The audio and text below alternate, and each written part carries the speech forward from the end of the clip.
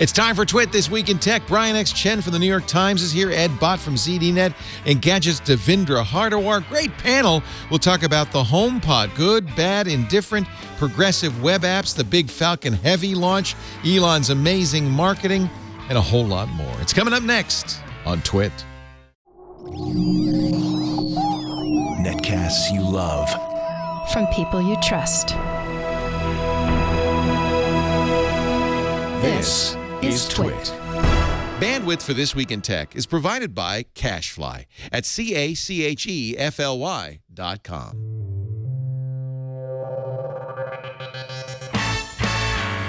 This is Twit This Week in Tech, episode 653, recorded February 11th, 2018. X stands for nothing. This Week in Tech is brought to you by Texture. Access the world's most popular magazines anytime, anywhere, using your smartphone or tablet. Go to texture.com/twit to start your free trial today. And by the Ring Video Doorbell. Stop crime before it happens and help make your neighborhood safer with Ring. Go to ring.com/twit and get up to $150 off a Ring of Security kit. And by FreshBooks, the easy-to-use cloud accounting software for small business owners. Make this year your most productive year yet. Try it free for 30 days at freshbooks.com/twit. And by Quip.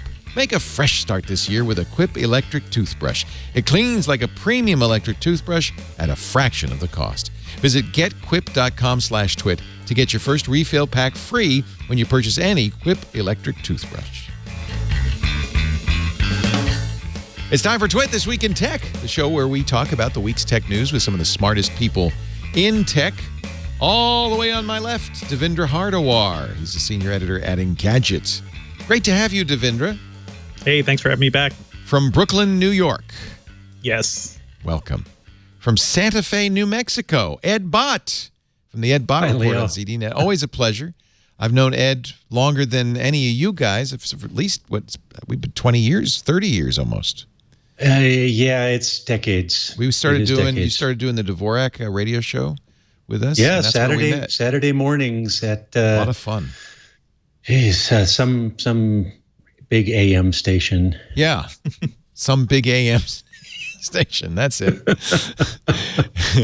It's good to have you, Ed. Also here, I think the first time in studio, though. I'm thrilled to have you, Brian X. Chen. Nice to be in Petaluma. Thanks for having me again. You came all the way to Petaluma. Had a nice excuse to drive across the bridge. You're in charge of consumer technology at the New York Times. Why am I telling you? You probably already knew that. I'm the only person who writes about consumer technology at the Times, so it's a flattering way to Really? say in Are you? charge.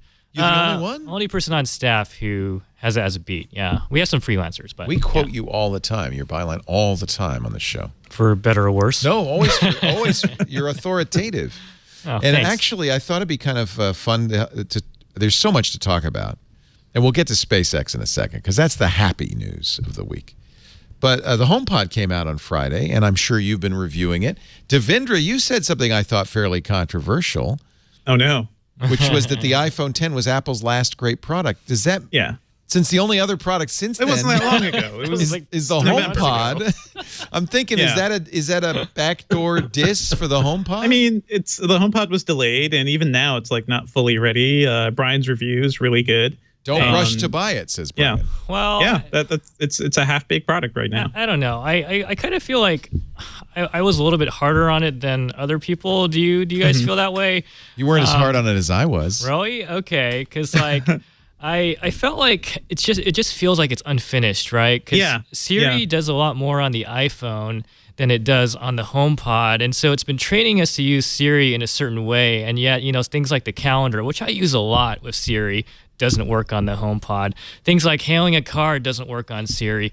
On the HomePod, but it works on the iPhone and other things like that, So it just feels like, I don't know why they released it when it's not really done. I mean, indisputably it's not done because that multi-room speaker feature is not out yet. So what I don't really get is if they're already late, why even come out when it's unfinished? It kind of makes it hard for me to write about because I'm like, well, the music part sounds great, but all this other stuff doesn't work, and that's awkward. Devindra, you agree?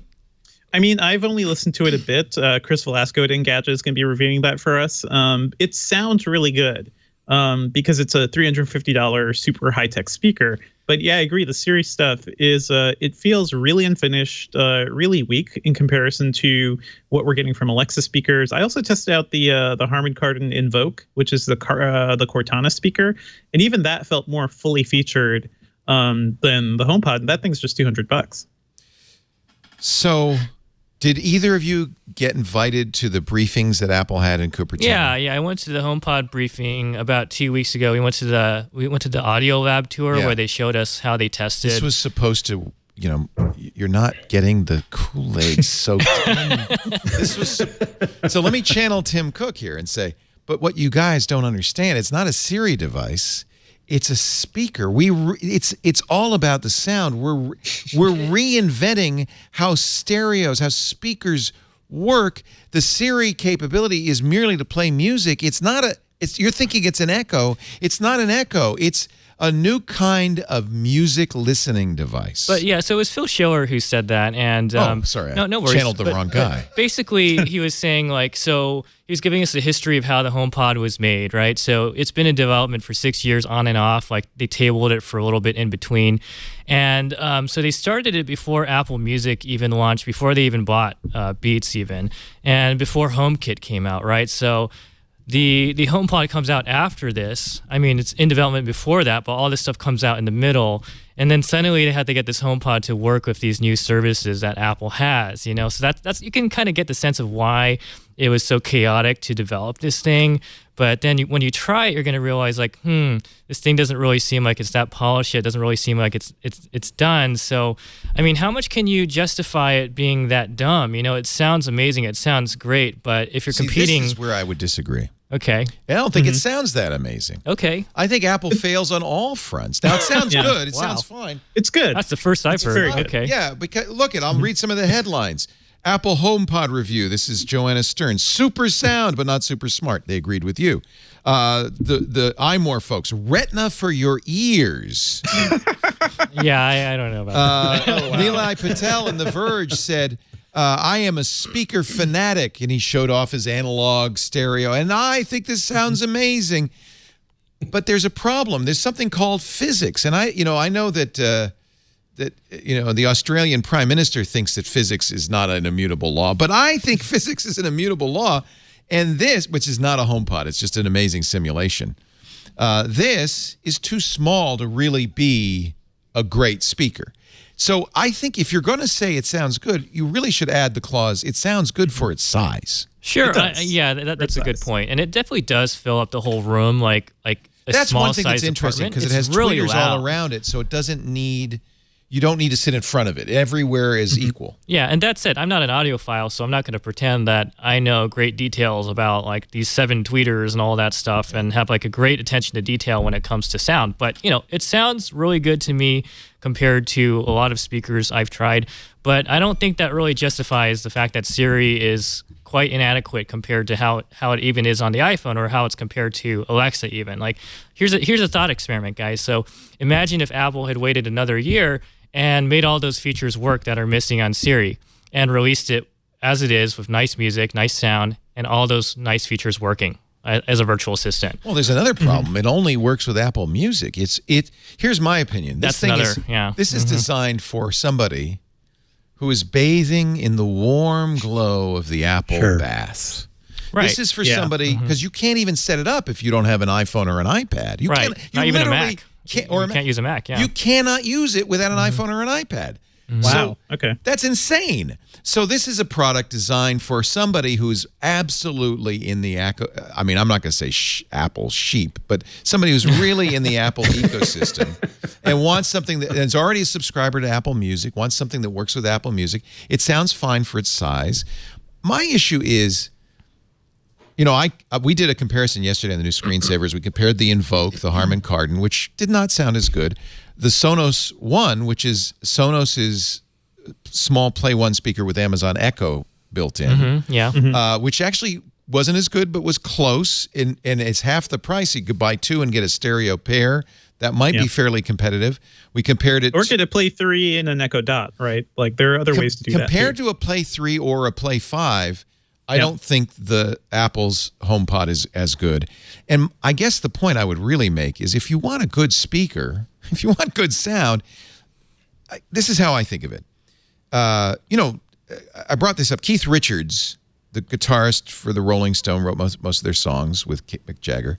He got his musical education listening to a tinny transistor radio in bed, listening to a pirate radio station out in the ocean. It sounded crappy, but that's how he heard Howlin' Wolf and Muddy Waters and became, a music fanatic. Paul McCartney, same thing. I mean, you're still getting some music, but there's all the music that you would hear in a live performance. And then with each smaller device, each less capable device, you get less and less of the music. If you're really into music, you should freaking get a stereo. Spend a little bit more money and get a stereo. Get 2 speakers and sit at the apex of the triangle and listen. And if I put the HomePod in the middle and listen to my stereo, it's not, it's like a different song. It's like different music. It's completely a different experience. You're getting a quarter of the full experience when you listen to the HomePod. So for Apple to say, well, no, it's not a Siri device, it's a new way of thinking about music, is wrong. And the deal breaker for me, too, that I wrote about in the review is it was picking the wrong music for me. Despite all the shortcomings of Siri, or in addition to all the shortcomings, I was trying to go along with this should be primarily about music. This should be great at playing music. And, in the Apple Music app, I selected all my favorite artists. They were Smiths, Radiohead, Talking Heads, blah, blah, blah. And instead of picking artists similar to mine, I would ask Siri, play some music, and it would play Dashboard Confessional, which, I'm sorry, I hate that band so much. I hate it so much. I said, listen to classical music. Right. It played old school hip hop. Okay. Classical for some, but not what I was going for. Sure. I mean, I like NWA as much as the next guy, but I was thinking something a little bit more mellow. I don't know. Baroque or something. And part of that is because Apple Music's problem, not the HomePod's problem, right? I thought Apple Music was supposed to be better. So I'm not personally an Apple Music user. I use Spotify, but I had tested it before, and these For You playlists more or less had some pretty spot on playlists generated for me back in the day when I was testing good, this. I think. Spotify's really good too. So when I first turned on the HomePod, I said play some music. I expected it to look at my history of what I listened to on Apple Music and also the artists that I picked, which is pretty obvious. And it was playing all this random stuff. Yeah. Dashboard Confessional being one. Lee Ray Francis, I've never listened to. Selena Gomez, I don't even know who these people are, really. Selena Gomez. Yeah, somehow it thinks I'm a 17-year-old or something. I think in general that is Apple Music. It's aimed at a generation, that is a little, even you who are a lot younger than me. But it's supposed to be listening to what I like. That's the whole point of it. So that was really the deal breaker. Well, and by the way, go look in Apple Music for classical music. Good luck finding it. Seriously, it's not. Yeah, here's the thing. Yeah, here's the thing though. You make a good point about, is this if you really want the audio experience, then get a stereo. But the point of all these devices, the Sonos, the Echo, the Invoke, which I have one of here, and this HomePod, the whole point of it is that you shouldn't have to whip out a phone or an iPad. You should be able to just drive the thing by talking. Right. And so even if it isn't as intelligent as the others, even if it doesn't have the full Siri experience, you should at least be able to go through the basics and say, play this, play that, play the other thing, get my entire music collection from the cloud, play this album or that album. And from what I understand, it doesn't do that. And if it doesn't do that, I think Brian's absolutely right. Why did they ship this thing? There's a case to be made sometimes for shipping things early when they have to be out in the world and people have to be interacting with them so that the engineers can get feedback and they can fine tune the thing quickly. But that's not the case here. They just shipped this thing before it was ready. And given the amount of money that Apple has in the bank, I just don't understand why. Yeah, it almost feels like they have competitive pressure because Amazon made a killing during the holidays. They slashed the price of the Echo to $85 from $99. I think those are the numbers. And so, they have more pressure than ever to put this thing out. But at the same time, Apple has been saying for years, we don't rush to be first, right? We're fine with being later and doing a better job than everybody else. And in this case, I think they could only say that, maybe Leo disagrees, but they did better with audio quality, but they really just dropped the ball on everything else. It's decent for what it is. There are times when you would want a HomePod. For instance, in the kitchen, it's great because you don't stand. I mean, if you're listening to music, you don't always get to sit in the sweet spot with two speakers left and right. Yeah. You're in the kitchen, you're cooking, you're moving around, and it's great for that because of the tweeters all the way around, and it sounds good no matter where you are. So I think it's a mono speaker. They don't have any stereo option. Well, you can add a second speaker that plays at the same time, next to it. You can eventually in a future software update. In the future update. And that's my point, right? It's not done. Yeah. So why didn't they wait like 6 months or something to ship a perfectly polished product that would have been really nice? I think I blame Apple a little bit because I think the white earbuds that they shipped with the iPhone and the iPod before it degraded the musical tastes of a whole generation.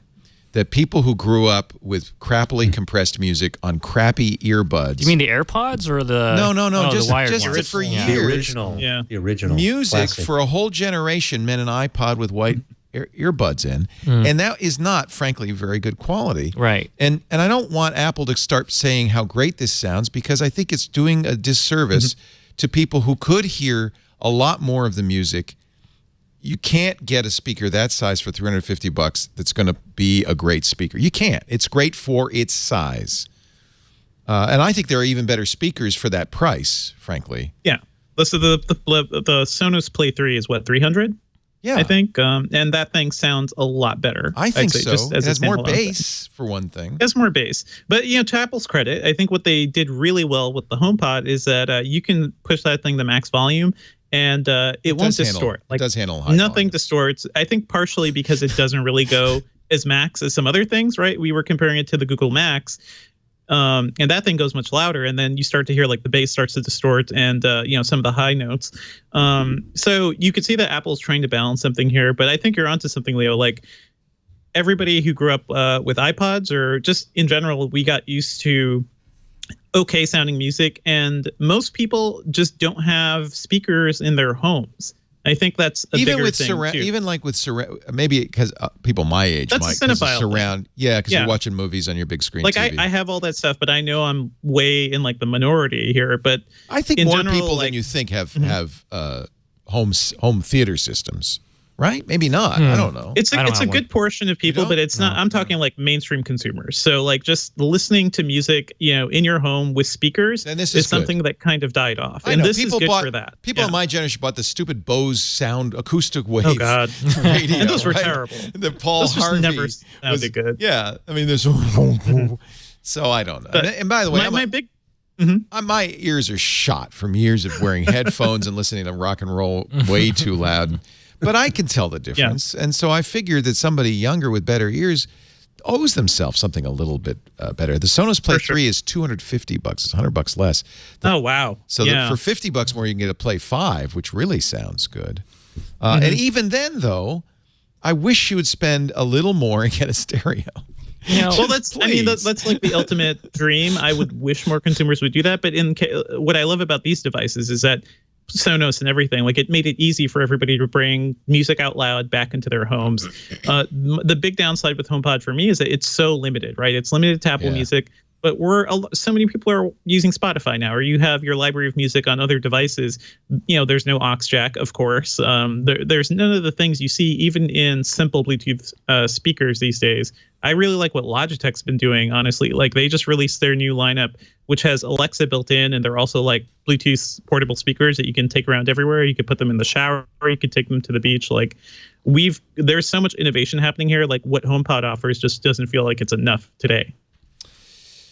Well, okay. I mean, I think we're beating a dead horse, but it makes me feel bad. I think, Ed, you're right. I mean, I think the future, and by the way, this device, the HomePod, is great for podcasting, as is the Amazon Echo and even the Invoke, and because you can, by voice in your house, say, let me listen to Twit or let me listen to your podcast, and /film, and that's great for podcasting. It puts podcasting in a way ahead of radio, in a way that I think is going to be very good for us. So I'm not knocking these devices, and I agree with you, Ed, that that's but Apple's not selling that.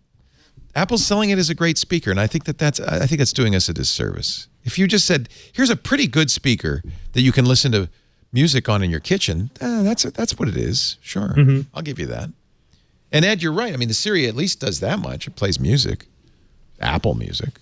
The fact it doesn't do Spotify is that's going to come too, right? I feel like the HomePod is going to be one of those products I might review again a year later. Yeah. Because it feels like, oh, by then they'll probably open it to Spotify, yada yada, and all those features that I mentioned are probably going to work by then, and it'll probably be a great product by then. It reminds me of the Apple Watch, which in the first couple of generations was not compelling. Yeah, but they really nailed it on version 3. Yeah, I think I'm actually wearing this now every day because Well, this was actually the original problem with the original iPhone as well.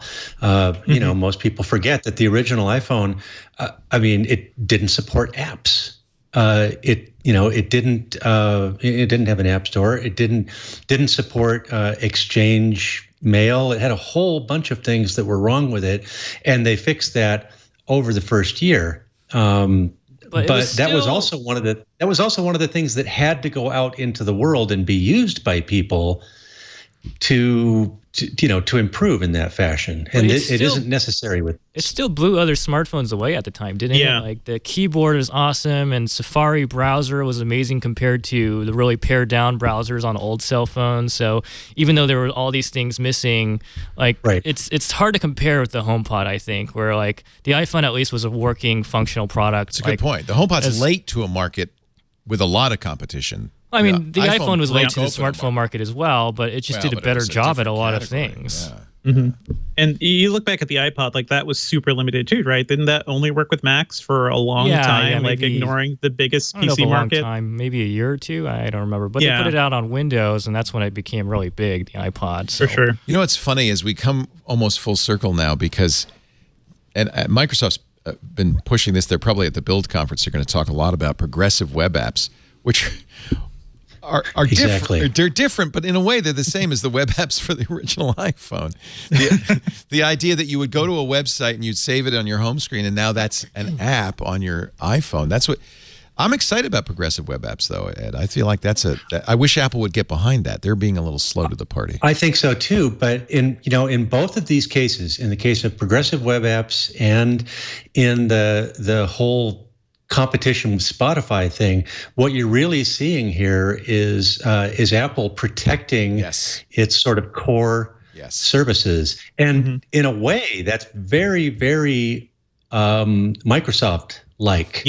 They're refusing to disrupt themselves. And in fact, there was some, forget who wrote this last week, but somebody did a study showing that Apple Music subscriptions are rising faster than Spotify subscriptions, and Apple Music will probably catch up with Spotify by the end of this year in terms of the install base. And so, a cynic could look at this and say, well, one reason that Apple's not putting Spotify on this, and they're making it difficult for Spotify to succeed in the Apple hardware ecosystem, is specifically so that Apple Music can surpass Spotify in terms of market share.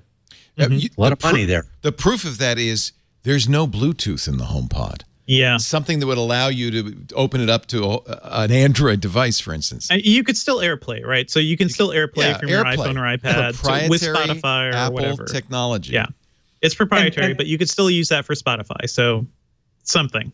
Well, I mean, let's look at the Apple Watch for comparison, right? So the Apple Watch, you have to have an iPhone to set it up, right? And it's still that way, even though it's more independent than it was before. But the Apple Watch so far seems pretty successful. So, and this is some inside information, but I've heard that they have considered sharing the Apple Watch with Android phones. But what's stopping them is that so many Android people are switching to the iPhone. So why would they give people incentive to, stay with Android if so many people are switching to the iPhone? So that's how these decisions are made. But my point being that, counter argument, the Apple Watch only works with the iPhone, and yet people seem to love it, and it's still pretty successful. If you're in I bet Ed would agree with this. The advantage of an ecosystem play like that and siloing it like that is you can make it a seamless, great experience. And Apple has done that. So if you live in the Apple world, you've got continuity, you've got handoff, you've got all this great stuff. then your life is easy and smooth, and it's better not to have to think about these other guys. And what speaker's better? You just buy the Apple speaker because it's an Apple speaker. That's the advantage. That sounds like laziness, right? Like what Ed was saying, that is totally a Microsoft move. People are happy. Like, yeah, they'll drink whatever you give them, but this doesn't feel like the same Apple that killed. You can't deny it's profitable. Yeah, it certainly is. But right, Apple killed the iPod market with the iPhone, right? The iPhone had to kill the iPod. Right. Like think of like how impactful and Apple's willing that to was. do that. Apple's always been willing to do that, which is are they anymore? Oh, you think they're not anymore? We're talking about how safe the HomePod is, and I think that's exactly Good it. point. Yeah. Well, when 70% of your revenue as it comes from the iPhone, as does Apple's, right, it's pretty hard to imagine killing the iPhone. Well, not the iPhone, but something like killing its own services, right? Like Apple Music, okay, it hasn't been super successful initially, but as I was pointing out, it's growing. Are bigger for Apple, a bigger portion of their revenue than either the Mac or the iPad. Yep. Services are $10 billion a quarter for Apple. So you don't want to kill those either. Mm-hmm. In fact, you saw the Wall Street Journal said at the growth rate Apple Music's going through, 5% a month, it's going to eclipse Spotify soon. I wonder who leaked that statistic. Yeah, the Journal's really good at repeating those. Convenient timing. With Spotify's about 2%. They don't include, of course, the free tier, which Apple doesn't have, and Spotify has hundreds of 140. They have a 3-month trial or something, or is it 1 month? I forgot. 3 months, yeah. No, so and they also don't count. They don't count the family subscriptions either. But right. So, Ed, do you think it's? Admitting that an ecosystem play is strong for Apple, you think in the long run though it's going to hurt them as it did Microsoft?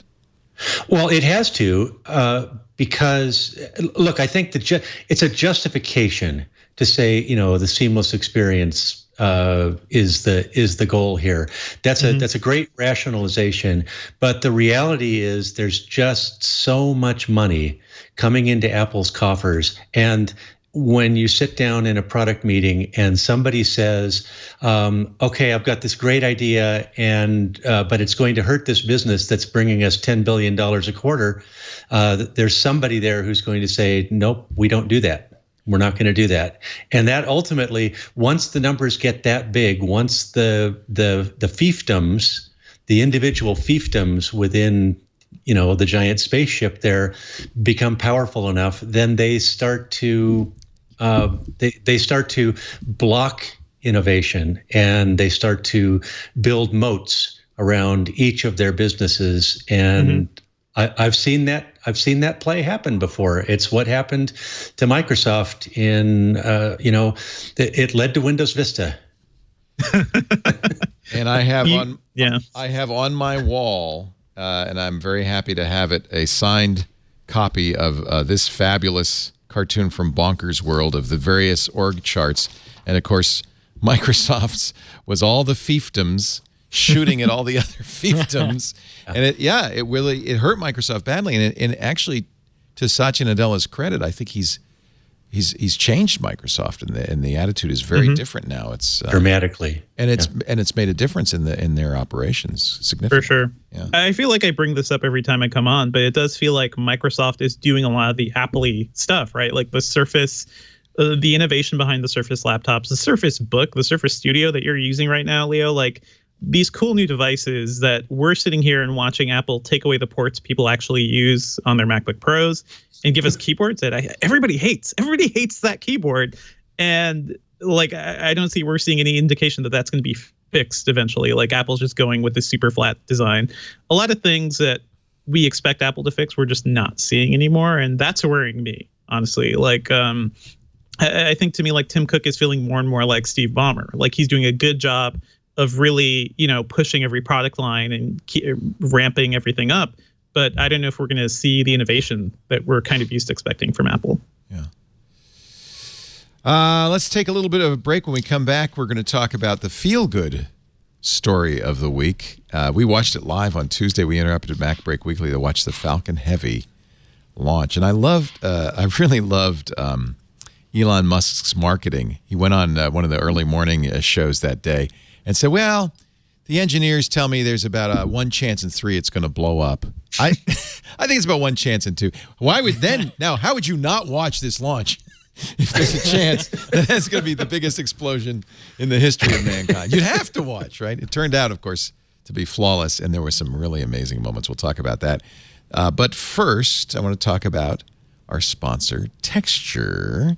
Texture is single-handedly, I think, saving magazines. And I love magazines. Some of the best writing today comes from The New Yorker and The Atlantic and even Rolling Stone. But the problem is if you were to subscribe to all these magazines, besides your coffee table buckling, your checkbook would buckle under the weight. You can't go in and buy individual magazines. So Texture is like the best solution. It's kind of, think of it as Netflix for magazines, one very low flat rate for over 200 of the nation's best magazines. And you get every page of the magazine that's on the newsstand, plus past issues, plus bonus features you can't get in magazines like video, National Geographic, Hollywood. I get stuff like Ad Age and Hollywood Reporter, which I would probably not subscribe to because they're so darn expensive. But I can read it. I can keep up on my industry. I can see the Billboard Hot 100. Yeah, occasionally I might want to look at People magazine. I certainly wouldn't want to subscribe to it. Vanity Fair. And what's really nice about the images, I love photography. Vanity Fair has its 24th annual Hollywood issue right now. Here it is on my iPad. And what's fun is, it's going to be just like the magazine, by the way, including the ads, but you can also zoom in.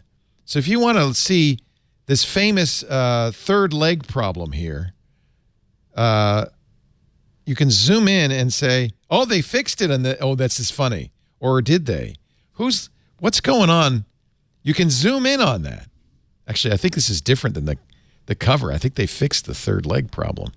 Who is that? That's Reese Witherspoon. Oprah said, I think there's a Photoshop issue because her leg shouldn't be bending like that. I guess that's true. And they think that was two pictures blended together. Well, you can really do some pixel peeping if you want. And you can read, of course, every article.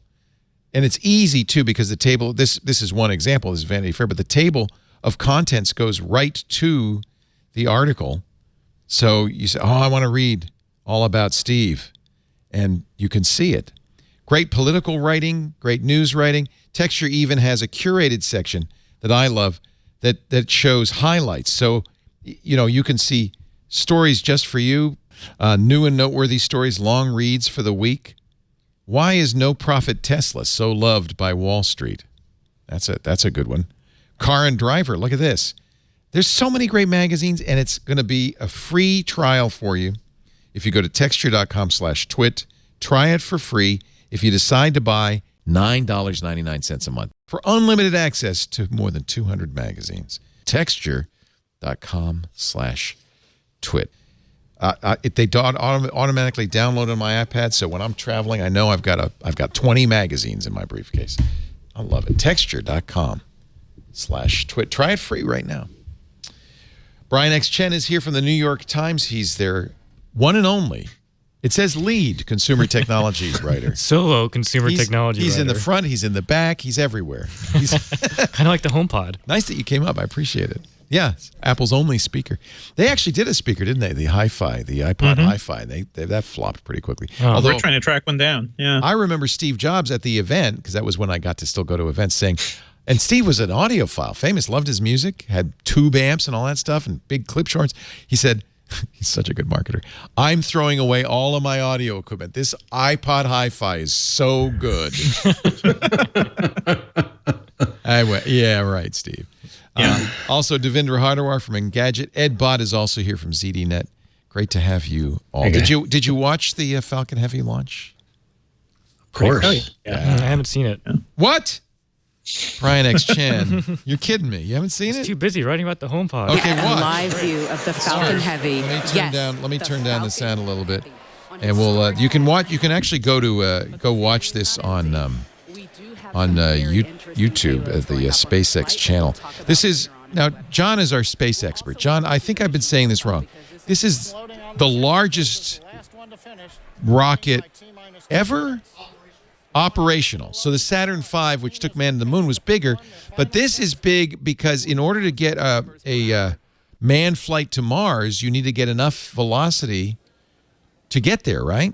Not just to break out of Earth orbit. So should we watch just a little bit of the countdown? STS is ready for launch. This was so exciting. I watched every space launch. I'm sure you did too, Edwin, as a kid. Yeah. Yeah. They did a good job of programming this whole thing too. Like, Yeah, this is their It was feed. really well done. Yeah. And they had, you'll hear crowd noise mixed in.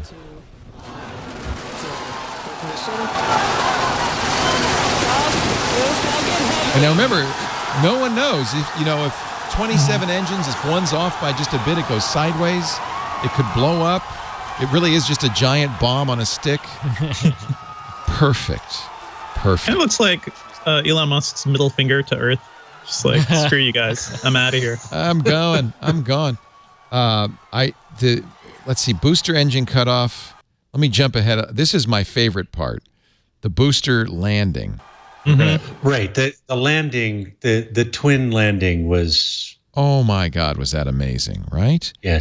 Let me see if I can find that, because the Challenger, they're look at it's like these rockets land themselves after they're done.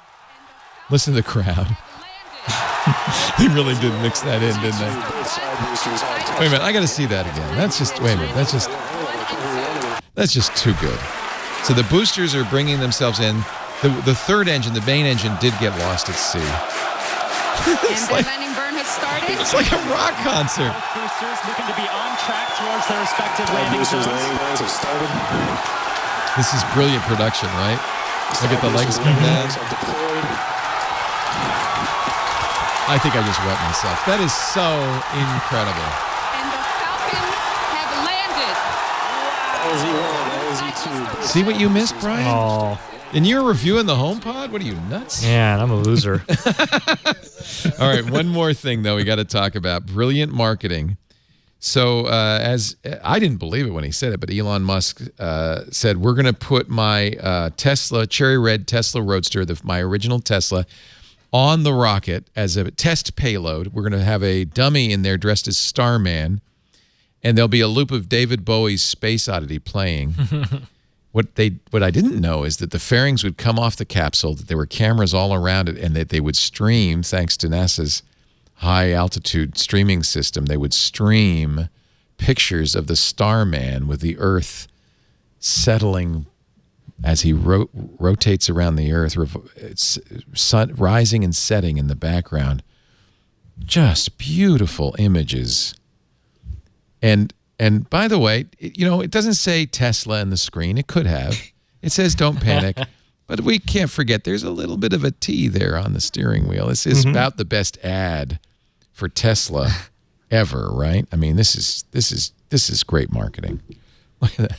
I just love that. I want a screensaver of Starman. Just going around the Earth. So then they launched out of Earth orbit they stayed there for a while, right, John? A few hours. Yeah. And then they launched out of Earth orbit on its way to Mars. Is it going to slingshot around Mars and then come back? Yeah, all the way to the asteroid belt, where it's going to end its trip and orbit the sun forever and ever, or until it's pulverized by atomic dust, whichever comes first. So kind of like us. Yes. Yeah. Yeah. Yes. Just an amazing, great marketing. You got to say that. But at the same time, it makes people feel good. Jeff Jarvis tweeted, this reminds him of the 60s. Chaos below and hope above. Okay. Nothing more to say. Brian, you just forget that HomePod. And yet they were having trouble making Tesla Model 3s. Yeah. Oh, should we mention $675.3 million quarterly loss? Slight problem. Yeah. Only $250,000 went into orbit with that Roadster, according to Cat Hall writing for the Register. I love the Register's headlines. They picked such a great picture of Elon there also. Yeah. We wonder what's going through his mind. I should say, full disclaimer, I drive and purchased a Tesla because I wanted to support what he's up to. I think Tesla's pretty exciting. The Model 3 has been a troubling. 500,000 people on the waiting list. I am one of them. I admit I put $1,000 you're going to get two down. Teslas. Not yet. I'm 18 months out. Oh, I do. I have a little toy Tesla in the hallway, but I got that There you for go. free. I didn't pay for that. I got that because somebody bought a Tesla and used my name. Thank you, whoever you are. I've seen people like posting their Twitter pics and Instagram pics of getting their Model 3s, so it's happening, and Yeah. that's something. It's just not as fast I as it should haven't be. heard problems with the people who own them. Have you? No, I haven't really heard any either. Playing the wrong music. It's playing the wrong music? Dashboard confessional keeps coming. terrible. Oh, man. Actually, that is something surprising that Teslas do not support Android Auto or CarPlay, Apple's solution. I think that's a good thing. Do you? Yeah, I mean, personally, so I have a pretty old Prius. I know that's lame, but I just stick in my iPhone and use Bluetooth to control Right. Spotify and whatever I want. And Right. I don't want any of this Apple CarPlay or Android. What's it called? Android Play? I don't know. You already sound like an old Android man, Auto. Brian. You're I far know. too young. When I rent cars, I rent cars every now and then when I travel, right? And I have to use these Apple CarPlay features because I have an iPhone, and it barely works, right? Like it has like 4 apps or something, and it forces you to use Apple Maps. And why would you want to do that versus using Google Maps? You know, so I don't know. I don't want any of this stuff. Elon I Musk. actually have I have a fairly new car that supports both. What do you think? Do you use it? Yes, I use it. I use it with both because with both Android Auto and CarPlay. And to Brian's point, I prefer Android Auto because the Google Maps experience is better. Is much better, but either one is better than the built-in navigation system. And the one I have it's a Lincoln, and it's a very nice. It's their Sync 3. You have Ford Sync in there, yeah. In fact, which is a BlackBerry based thing, yeah. And it's very good software, but you know the voice control is just you have to be so precise with it, and if you say the wrong words in the wrong order, it won't do your navigation for you. Whereas both Android Auto and CarPlay just work when you press the little speech button and and tell them where you want to go. It takes you there and puts the map up there. So I'm actually a big supporter of those things. I mean, if you think about it, the time to update a car, design and build and update a car is years, but these phones are iterated every year. The software is iterated more often than that. You would probably prefer to have up-to-date Google Maps or Apple Maps in your car than whatever was put on that car when it was made. True. I mean, do these cars update the software that often, like with the maps? You can. It's not easy. Sometimes you have to bring it to the dealer. Sometimes you have to download something, put it on a USB key, carry it out to the auto, start up the auto, press some buttons. Maybe it'll update. And then let the auto run for a half an hour. Yeah. While it does the update. Hope it doesn't. Hope you don't brick your car. When I updated the Sync 3, there was one thing, and it said in the instructions, because I read the instructions first, and it said, now, when you get towards the end of this, it's going to tell you that it's done, but it's not really done. All that means is that step is done, but it looks like the entire thing is done. So don't pull the USB stick out yet because it's not really done. And these are the people we hope will design autonomous vehicles. Oh, boy. Their car companies are not great at software. Sync, I like the base Sync, but then they did My Ford Touch. They screwed it up. Actually, it's interesting because Ford says now they're going to put Amazon's Echo in their cars. The next generation, I think, is going to have Amazon's voice services.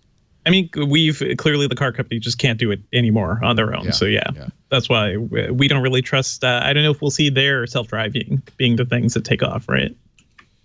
I like Elon Musk's response, by the way, in the quarterly call when he was unfortunately having to talk about the big loss and the trouble with the Model 3. He said, well, we can send a Roadster to the asteroid belt. I think we could figure out how to make the Model 3. I don't know. That's not a good answer. Not a good answer. Bad answer. Not related. If we could send a Roadster to the asteroid, we've probably, all right. Well, it is the funny thing, though, about this is it's both a software and a hardware problem. But the interesting thing is that they have the design of the car down very well. They have the components all built and everything.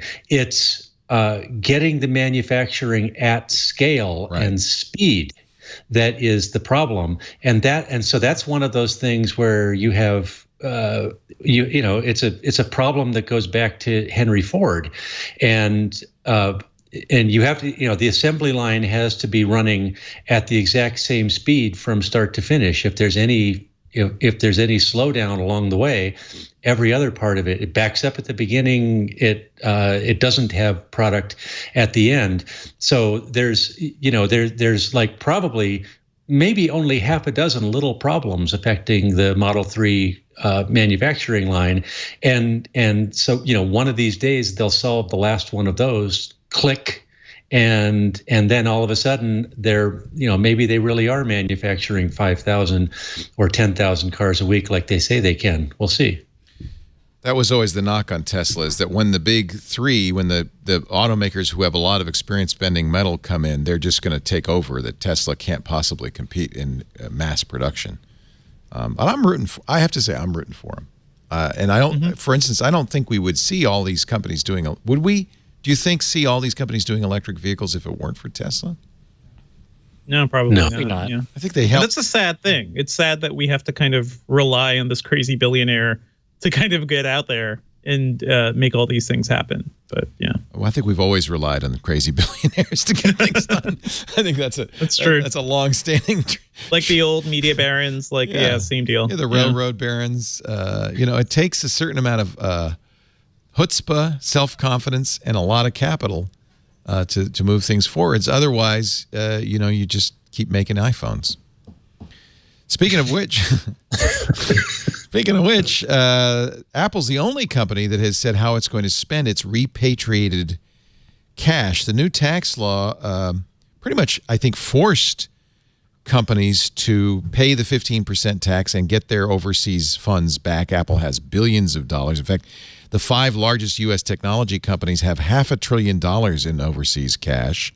Microsoft, Alphabet, Amazon, all of them took hits from the new tax bill. Google actually had a loss in ix quarter because of a $9.9 billion tax bill.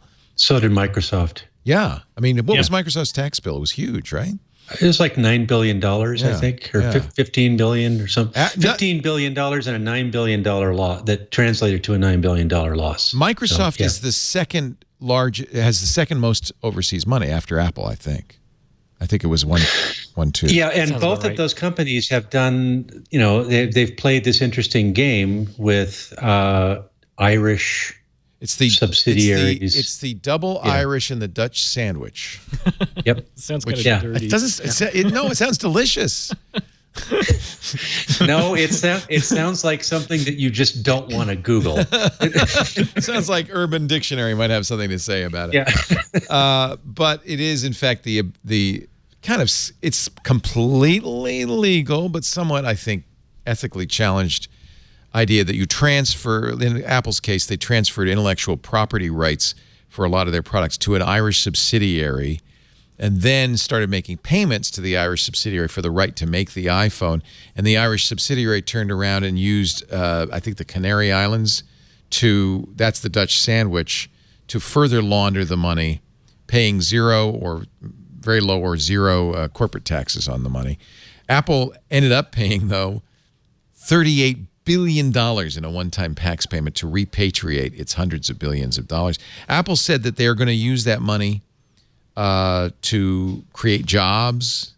I think that this is just all aimed at President Trump. We're going to create jobs. We're going to build a beautiful new headquarters in Nevada for 30. Bigly. Yeah, you know, the complicated part of this is that they were already planning on spending X amount of money this year, right. And they have a payment rate, I mean, a spending rate of, I forgot how many $1 million or $1 billion it was for each year, and they would have already reached that goal despite the repatriation. So, like, what I'm trying to say is they were going to spend that money anyway, and they're just timing it in accordance to, you know, what's going on in politics to make it sound like they're doing this for the sake of, well, we all have to creating be new jobs, political, right? you know. Yeah. But and that happened with a lot of like job like hirings from other companies too, right? Yeah. Microsoft's CFO might have been a little more forthcoming when she was on the call with the analyst. Amy Hood said, "When we see an opportunity to invest, we haven't really waited for tax reform to do that."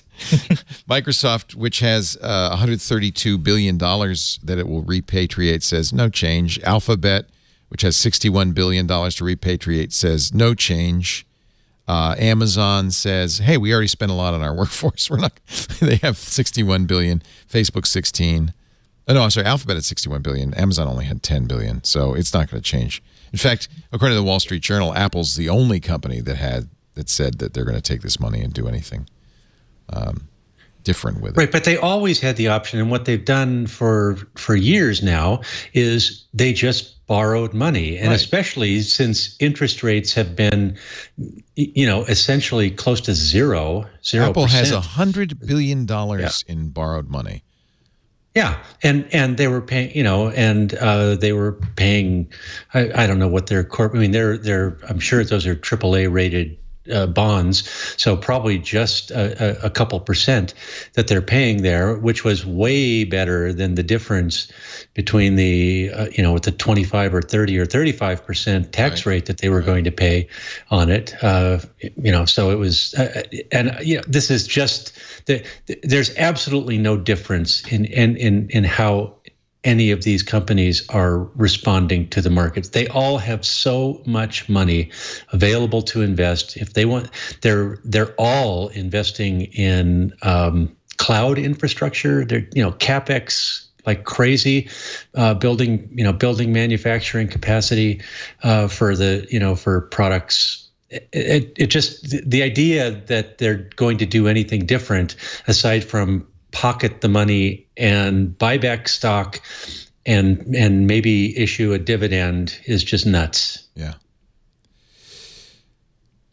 Speaking of Apple, which we have been quite a bit, I apologize. The source code for their boot code, iBoot, was posted publicly by a supposedly low-level employee. Don't know how he or she got the code on GitHub. Of course, taken down, Apple filed a copyright claim and forced the company to remove the code, but not quickly enough that people didn't download it. I'm sure there's copies all over the place.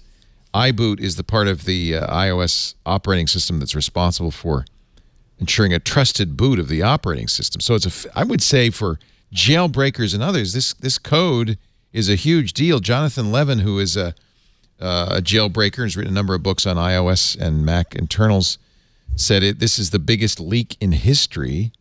It's a huge deal, but that was right away. I don't know, maybe if he looked at the code. Apple said this is old code. In fact, you see copyright 2006, 2007 to 2014. So it is fairly old code. May not have anything to do with how current iPhones boot.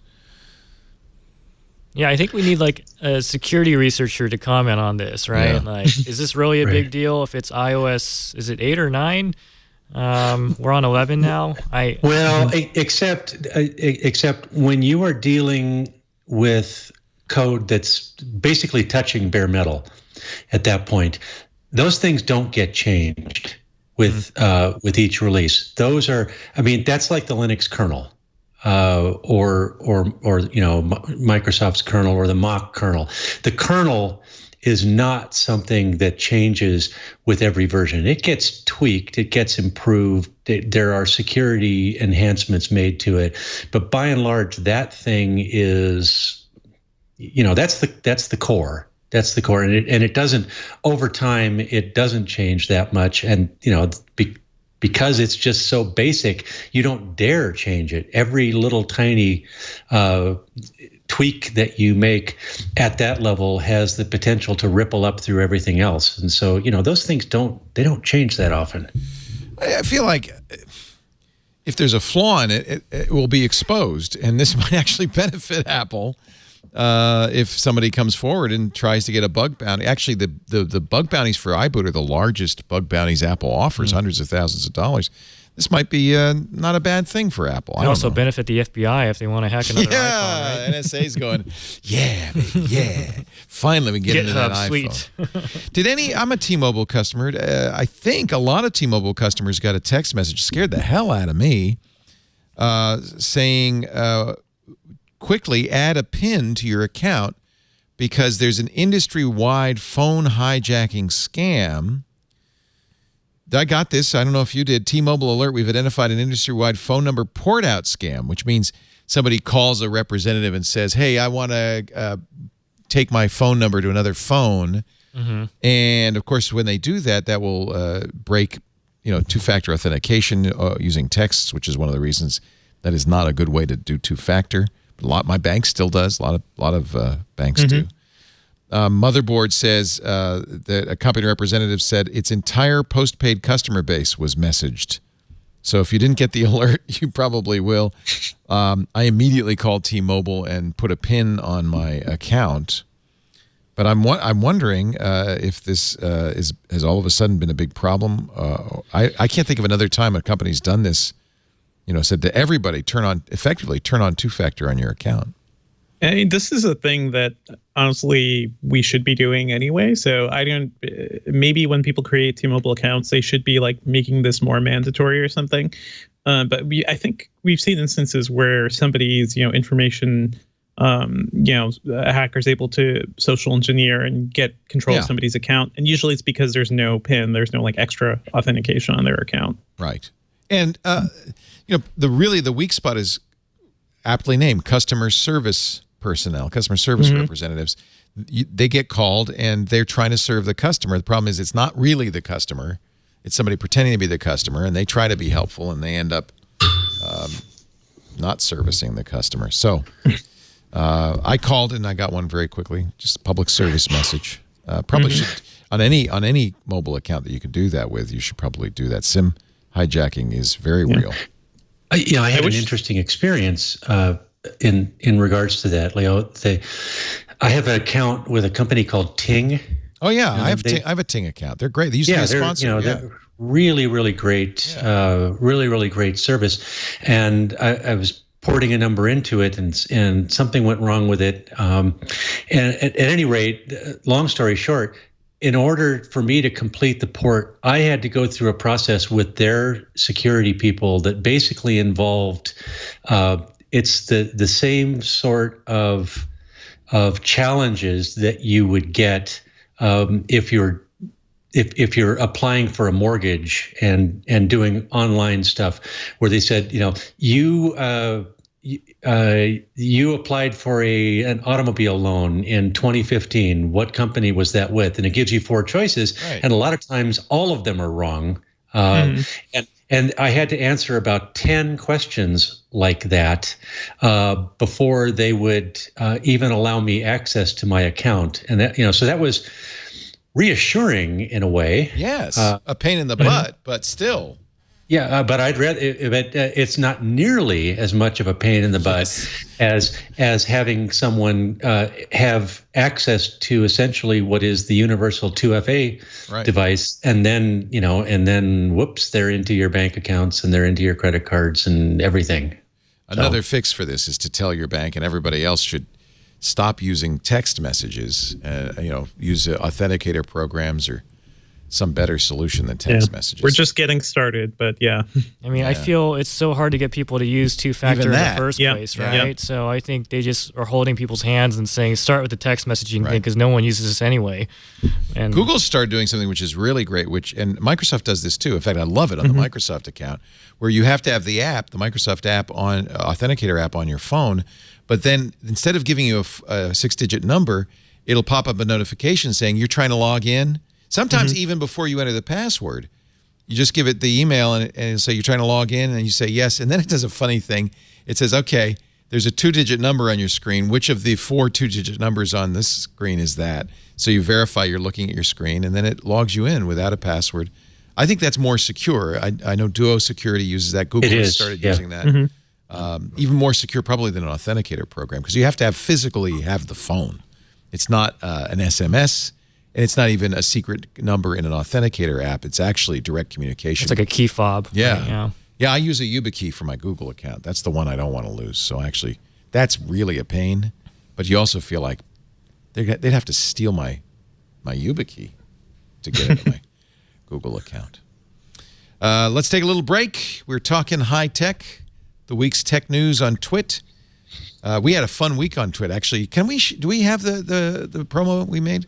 Here's a look at what you might have missed if you missed anything this week. Previously on Twit. The Falcon Heavy, largest rocket ever made, launched successfully today. And this is live footage, watch this, from the Roadster floating in Earth orbit right now. Oh, you're kidding in me. space. This is I'm not making this up, but you'd think I was. You guys are having fun over there.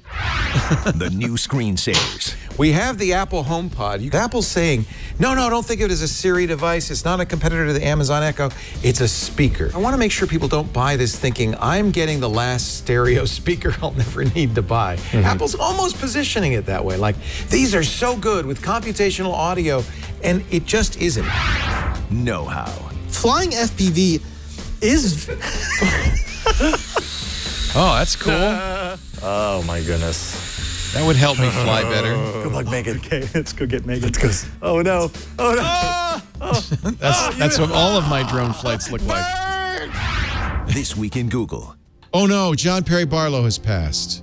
Yes. Oh, no. Oh, I'm sorry. No, that makes me so He'd been ill for quite some time. John Perry Barlow, he was a Grateful Dead lyricist. One of the great gentlemen of the open internet age. A classy guy, a Montana rancher who also helped founded the Electronic Frontier Foundation and did so much to promote the free internet. We are creating a world where anyone, anywhere, may express his or her beliefs, no matter how singular, without fear of being coerced into silence or conformity. We'll miss you, Perry. John Perry Barlow. Really great guy.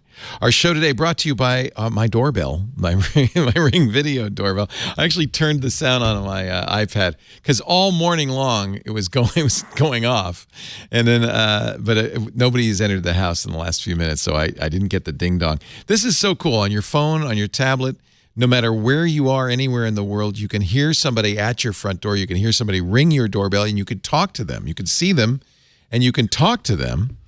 And now Ring has expanded their offerings to the Ring Floodlight and the Spotlight Cam, so you can build a ring of security around your entire property. The Ring Video Doorbell, the Floodlight. The idea of the Floodlight Cam is it's basically the same as the Ring Video Doorbell without the doorbell. It is those motion-activated lights you've seen, but attached to it is a high-def camera and a speaker and a microphone and a big alarm, 110 decibel alarm, so that you can, it's pretty cool. You can see anybody in your backyard, in your side yard, wherever you put the camera. You can speak to them. You can chase them off if they don't leave because you tell them to. You play that alarm. It'll definitely scare them off. Ring really works. All you have to do is go to twitter.com/ring and look at the videos that they post from the Ring Video Doorbell of people. It's got a night camera. This guy thinks he's breaking into the truck.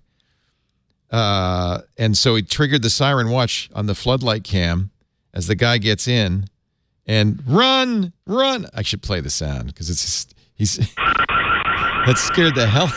That's it. Get out of here. Never come back. Get out of here. Never come back, he said. I love what? Sometimes the videos are surprising. It looks like an Eagles fan here celebrating their Super Bowl victory. Go to twitter.com/ring. Yes, if you want to see some of these amazing videos. Here's some guys who are about to rob a house. They literally notice the Ring camera, see the guy pointing to it, and they say, yeah, maybe not this house. We'll go next door. I love my Ring. I love the floodlight cams, and now we've got a great deal. The Ring of Security Kit includes a Ring Video Doorbell, your choice of either 1, 2, or 3 floodlight cams. You get up to $150 off on a Ring of Security Kit. Ring lets you see and speak to intruders from your smartphone from anywhere, and you can even share video clips with neighbors using the Ring app. This is a really kind of a neighborhood watch system that works, that really works. Ring.com/twit for the Ring of Security Kit. Save up to $150. You got to get this, ring.com/twit. And if you already have it, get it for a family member. They're going to love you forever. Ring.com/twit. This is one IoT device you really want. I love looking at these videos on the Twitter feed. Oh, crooks. They'll never learn. They'll never learn. I love them. I love them. All right. I am a little perturbed about this, but I want to know what you think. Google has announced that starting in July, if you are a website and you're not secure. You're not HTTPS. You're not using TLS encryption. You will be labeled in Chrome not secure. Now, twit.tv is, of course, HTTPS. And we did that because Google even said we were going to improve your search results. But I have other sites that are not, that don't have logins. They don't have customer accounts on there. I see no reason for them to be secure. And yet, I don't want to be branded insecure, even though what does security mean? If you go to visit the Tech Guy site, there's no login. What would security mean there? Is Google going too far there? This is going to start with Chrome 68. So I thought they already do this because in my experience, when I visit sites, Chrome gives me a warning saying that this thing is insecure. It's not protected by HTTPS. But are you what's using the difference now? Maybe you're using a beta version of Chrome? Well, if it's a site that's asking for information, like has form fields and stuff, I think you'll get that alert if it's not secure. Oh, but this, so let me go to Tech Guy Labs, which is our radio show site on Chrome. This is not this is just an HTTP site. Yeah, you don't get any warning, and the bar at the top doesn't say insecure site. Okay. Yeah, it should say insecure if you're banking or buying something, but that's the point, is that Google is going to start branding sites like the radio show site, and it's, by the way, not cheap. Because it's not merely going out and getting a certificate. The site is not designed to be HTTPS. It's a few years old. I'm going to have to go back and recode much of the site to support secure browsing, or I'm going to get branded not secure, as if it matters when you're visiting a read-only site. Right. But I mean, so does it matter if it's even branded? Because, it's not going to matter to the user. But go ahead, Ed. Well, but here's the thing. What you're saying there, Leo, is that the billions of people who use the internet can be trusted to decide, oh, okay, this site doesn't need to be secure, but this one does need to be secure. And that's the problem. When you don't have HTTP, and I used to feel the way that you did. I used to feel this was a burden on people like me. I had to go back and redo a couple of websites also. But if you have a system that's bifurcated like that, then you've put an onus on people to make decisions that they're not capable of making. And so what Google has done, and I agree with them, and I think Microsoft is doing the same thing with versions of Edge that are coming out, is to basically say, look, HTTPS everywhere, because that way you don't have to think, oh, does this site need to be HTTPS? You just say, make it everywhere, and then you don't have to make a trust decision. And every time you can eliminate the need for people to make a trust decision, you eliminate the possibility that someone will make the wrong trust decision. For sure. Yeah. Like Leo, you have enough experience like helping people with the Tech Guy show and everything. Like, just don't want that's the thing you're fixing.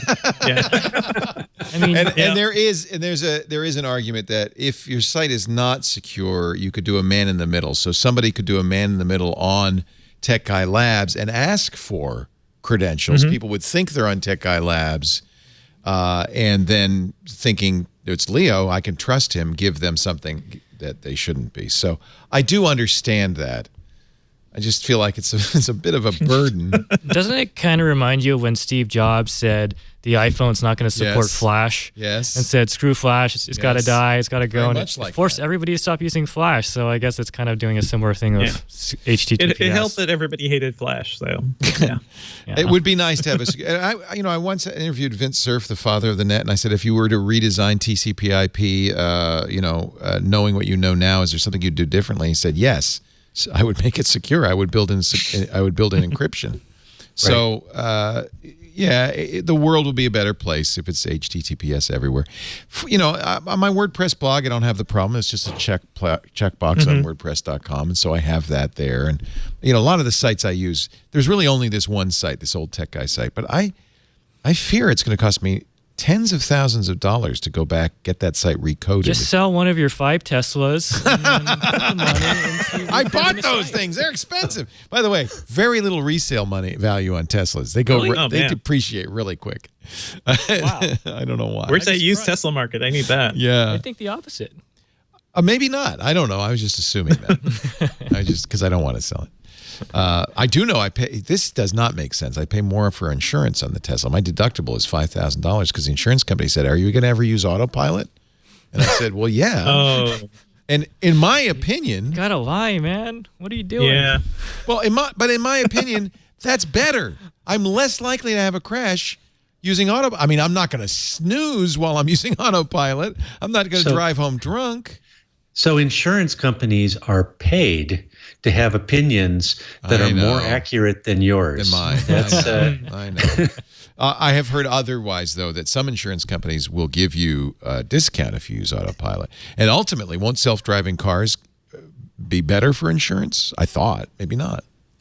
Maybe not. You'd think so, but yeah, we're still trying to figure out like who's to blame if there's an accident or anything.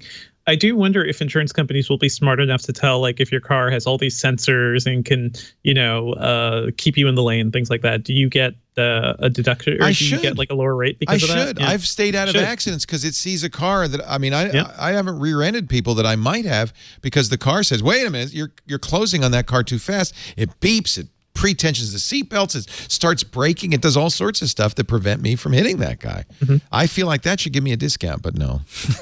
No.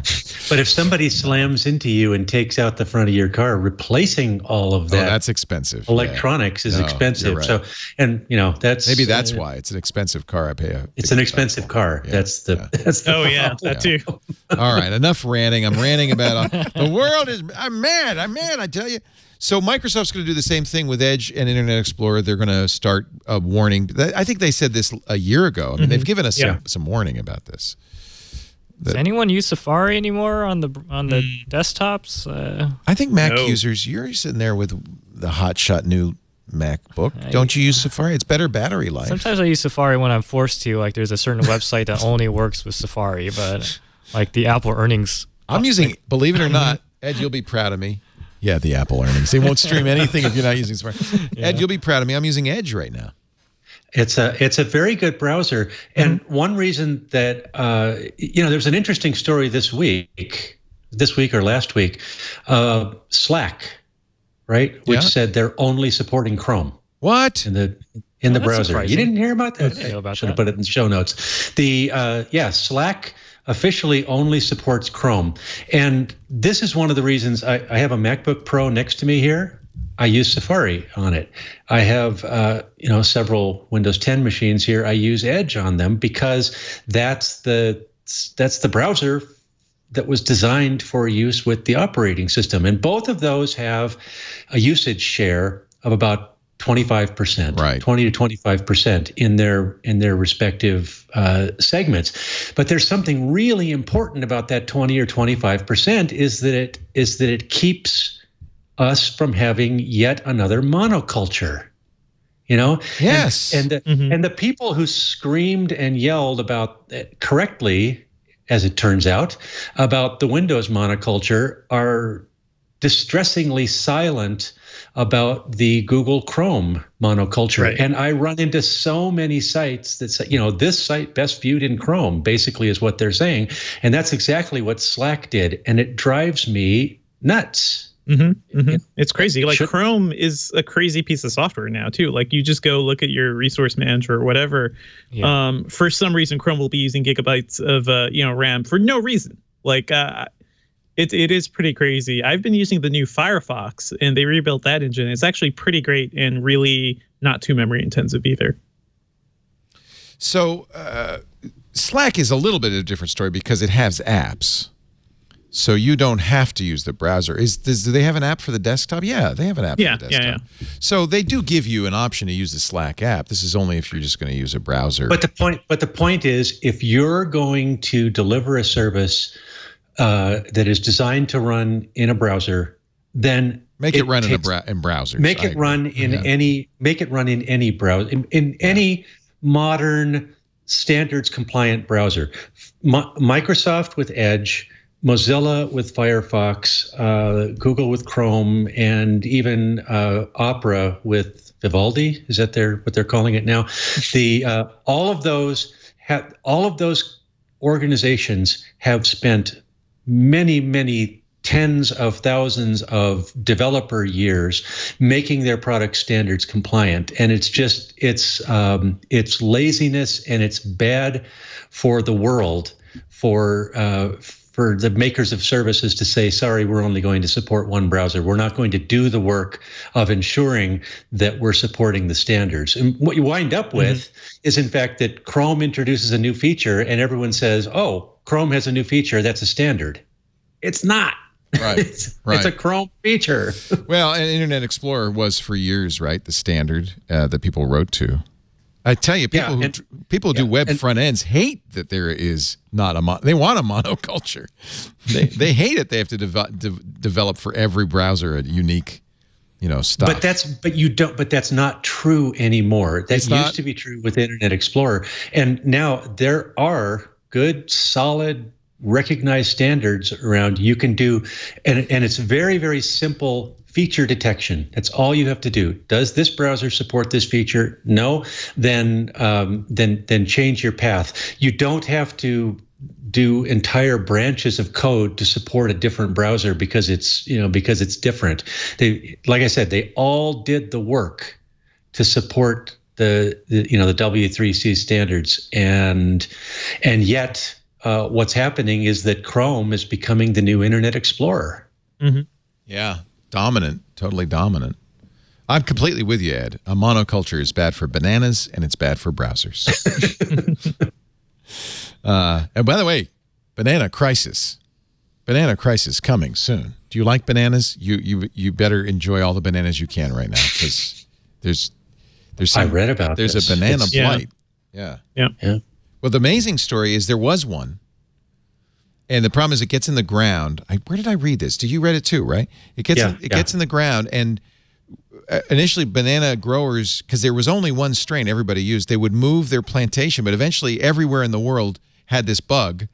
But then some guy found one new banana strain that was immune, so they planted that everywhere, and now it's getting bit by the bug. That's all I ever eat for breakfast is bananas. I knew that about you, Brian. God. Now, did you know this? What a shock. We've all been talking about the Pixel 2 XL and how it had a secret hidden chip in the Pixel 2 that was a visual core that Google didn't even turn on initially, and then they turned it on with Android 8.1, and suddenly your HDR pictures were better than ever, except Ron Amadio said, Google sent along a note saying the Pixel visual core is actually not used by the camera app. Bunch What? of nerds. You're all wrong. What? Did you know that, Brian? No, I didn't know any of this stuff. This was like a big deal. I kept saying, oh, this camera, it's so good. You know why? It has a dedicated DSP, and they hid it in the phone, and nothing used. Well, it turns out the first apps that are going to use it are not Google, but Instagram, Snapchat, and WhatsApp. In the developer preview of Android 8.1, and Ron, like me, like everybody else, we thought, oh, that visual core, that's being used right by Google's app. It's to run ads Geek and not suck up folklore. your battery so much. Geek folklore. Yeah. But why? Why didn't they use their own chip? What's going on? I don't know. Come on, Google. I feel like every tech company, I look at what they're doing and I'm just shaking my head. Like it's some dumb thing, basically. Do you think they know something that we don't? Is that it, Devendra? Like if we had perfect information, we'd do exactly the same dumb thing they're doing? I mean, I don't know why they'd build something and not use it, because it costs money to put that thing in the phones. Yeah. Look at Google's Messenger strategy for Android. Oh, yeah. Explain that to me, Google. I think they're very bad at products. Yeah. Well, there may be, because now I think it was one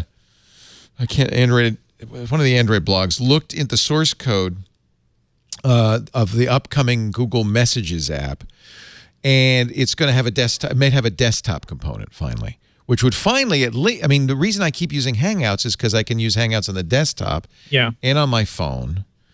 And if I have Hangouts enabled, and I have multiple phones. This is an unusual use case, but I think all of us share this problem. Hangouts will mean I can get that message everywhere. But Google's Messages doesn't work that way, but it supports RCS, which is a new standard that Google would love the carriers to adopt. The carriers say, screw you, Google. And so they have that. Then there's Allo. Which nobody uses. Which nobody uses because it doesn't support SMS. And then, I mean, But I feel like it might be because they don't want to piss off the carriers. Google's done this before, right, with Android. They could have made better hardware, but they were afraid that the Android, that the people like Samsung, LG would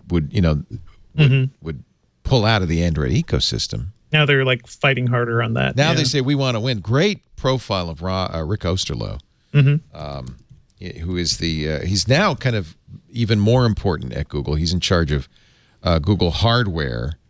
And Rick he's the senior vice president of hardware, and now he will be running the Nest Group as well, which has been moved out of Alphabet and into adult supervision. Which I think needs some help, Nest. Yeah. They haven't really done anything interesting in, like, say, 3 years or something. This is it's been a while. This is Wired magazine's profile. Boy, that's a big picture. I met Rick. He's a nice guy. Oh, crap. I'm running up against Wired's new paywall. No. Then you got to pay $5 for a year. Is that all it is? Is that what it is? Yeah, something like that. See, it's funny because I didn't even look. I just, on principle, I don't want to pay for that.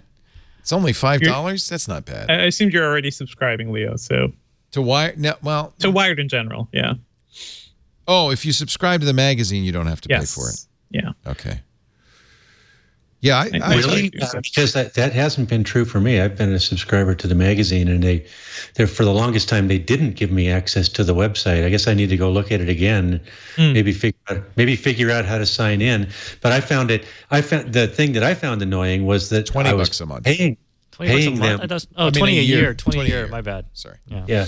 It's still peanuts. $5 a quarter. But yeah, I pay for a subscription to the magazine, but the website, at least for a while, it was on a different system. Maybe I'll go back and look at it again. It looks like it is. There's the digital-only subscription, which gives you unlimited access to Wired, ad-free browsing, a print subscription as well, which I don't want because I've got. I'm good. I have Texture. I don't need it. Is this going to work for them, you think? I mean, the New Yorker has a paywall, right? Yeah, but I subscribe to the New Yorker, so I don't care. Yeah. But you're right. I think this is a bad idea in general.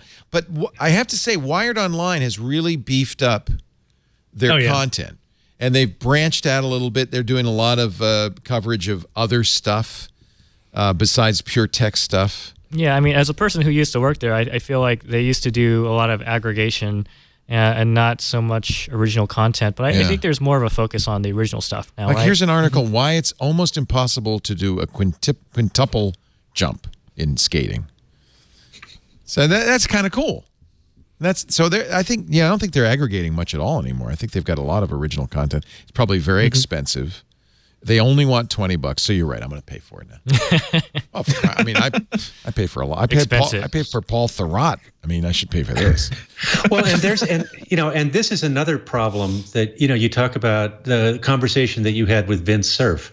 I think if we could all go back to the beginning of the web and redesign it, we would redesign it so that it could be monetized in some way other than really crappy banner ads and popovers and autoplay videos and things like that. We have become so accustomed to everything being free that the knee-jerk reaction is I'm not paying for anything. Now, the good news is that sites like the New York Times and the Washington Post seem to be doing very well. Boy, the New York Times, encouraging. Congratulations. Yep. What did they say? Almost $1 billion in subscription fees? Yeah, that sounds about right. That's exciting. I mean, that means people value good journalism. I'm sure the Post is doing equally well under the able helming of Jeff Bezos. Yeah. Then you get a discount with your Prime, too. Yeah. It's definitely good news when we're more supported by subscriptions than advertisements, although I forget how much is advertising for revenue, but probably $1 billion is significant. So. Yeah. I think it was 9. Well, and then there's sites like TalkingPointsMemo.com, Josh Marshall's site, where they have sort of a hybrid model there, and you can read anything you want for free, but if you subscribe, I think for $50 a year, you get a site that is considerably less annoying. It doesn't have those ads. You get you still get a few ads, but most of the ads they're pretty clean, they're pretty good, and the site is much easier to navigate. And ultimately, I've come down to, I now pay, 10 or 15 different publications precisely because I want to encourage that kind of business model, and I actively stay away from sites that don't have any kind of option like that. CNN has autoplay videos on every single page, and so if I see a CNN link, you're not going to go there. Yeah, click it. I think twice. Yeah. Mm-hmm. I mean, it's a dangerous thing. Like, there are some tech sites that I think go really, really overboard with the autoplay video and the sound. That's the thing. Like, I'm okay with autoplay video, but the sound. Yeah. Oh man, it's tough. But I honestly don't know. Like, I do think there was something noble about the idea of having this free, platform for information. And I wonder, if we started monetizing it earlier, in a very efficient way, would that have slowed any of the innovation down or anything? Do you think I guess we'll never know. Some sort of micropayments was what we needed? Is that the solution that should have been implemented? Yeah. I mean, it's all moot now because we didn't do it. But clearly there's a problem. I mean, I don't know what the percentage of people using ad blockers is now. I would say the percentage of people using ad blockers who listen to this show is very high. Very high. I mean, it's sad that that's become a general recommendation that we have to use an ad blocker now, because otherwise your battery gets sucked by these and you're insecure, these ad trackers and everything. Yeah. Malware. Even YouTube was serving up malware in ads on YouTube. Which is not their intention, but that's just how advertising networks work. Because they're automatic. Yeah. We're all kind of in a bad situation where you just have to block ads. And yet, I as much or maybe more than anybody believe that you need to monetize great content. It needs to be paid for. I know how much we have a payroll in excess of $1 million a year. That's not coming. I can't pay that. It can't come out of my pocket. So so let me do an ad. But buy fewer Teslas, Leo. These guys. That's people say that all the time. Leo, if you took less time off, if you didn't buy stuff, you could have more shows. It's like, I'm not going to give up my life so that that doesn't make sense. True. Please say yes. No, you know what I say? I say, no, that all comes I make a lot of money on the radio show. It doesn't come out of Twit. It comes out of the radio show. I don't know. It's not okay. I could make less money. Oh, look, my doorbell's finally ringing. I left that on hoping it would, but we've already done the ring ad. But I think it's not unreasonable, no matter what the business is. Yes, I know. Now that doorbell is ringing, I'm going to turn this off. It's not unreasonable, no matter what the business, to say, look, it's fair for a business to have to pay its bills. I don't care if it's Google or Facebook. You got to pay the bills. Now, I may not agree with how Facebook monetizes, but I understand it needs to monetize. And I see people all the time who want to use these services for free. And I say that I think you're free riding on something you use. It's a service that costs money. You're free riding. I think that's unethical. So anyway, I just paid for Wired. $20. It was worth it. There you go. So wrote down your credit card number when you were typing it. Did you? Yep. So it's happened. Buy me a Tesla. Okay, go ahead. Good luck. I don't think that the limit on that. There's your episode title. Yeah. Thanks for buying me the Tesla.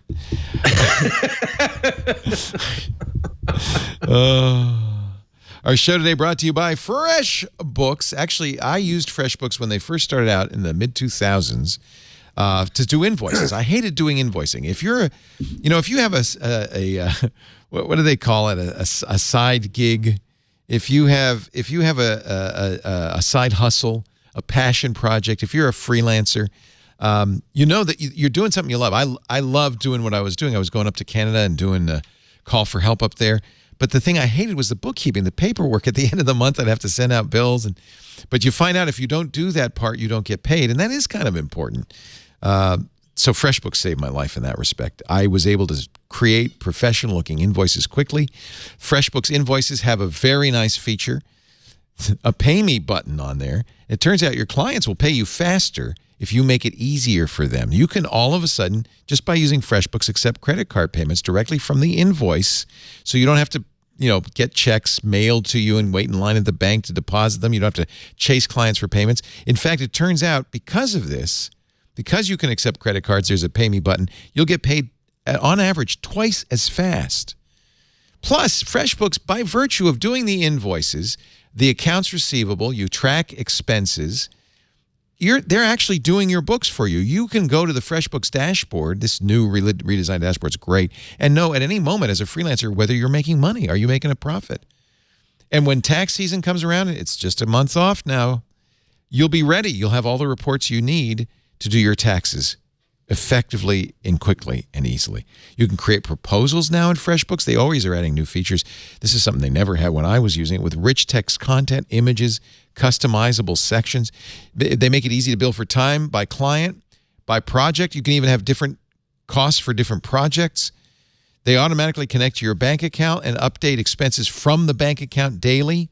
So it's a dashboard to your entire financial life. Take a picture of a receipt, upload it. FreshBooks will do the rest. Put it right in there. From payment reminders to late fees, you can automate as much as you want or as little as you want. Get back to doing what you love. Make that side hustle a full-time gig with FreshBooks. Make this year your most productive year yet. You'll be ready when tax time comes along, and you'll be set up for success when you use FreshBooks. Try it free for 30 days. FreshBooks.com/twit. Enter This Week in Tech if you would when they ask you, how did you hear about us? That great support team in Canada, really nice people. FreshBooks.com/twit. You know who's not making money anymore on ads? Logan Paul. Google has pulled his ad revenue because even after the suicide video, this is a YouTube star who appalled everybody by showing a dead body from the Japanese, that suicide forest. And then apparently he's been doing more bad stuff. To dead bodies of animals. No, really? Yeah, he's tasing a dead hamster or something. Oh, my God. What is wrong with you? Is it a dead rat or a dead hamster? One of those. Firing a rifle at dead rats or something. Just throw this guy into a volcano and live stream it. That is the ultimate conclusion. Yeah. Live stream it. Was he the guy who encouraged his followers to eat Tide Pods? That's where that started. There's that too. Yeah, that's horrible. So his audience is like, how old are they? They're impressionable 14-year-olds, right? That's sad. Yeah. How old is he? I don't know. I think he's like early 20s. Yeah, he's not very old. Him and his brother, and I think it's his younger brother, has like a really young following too. It's really, really weird. I don't know.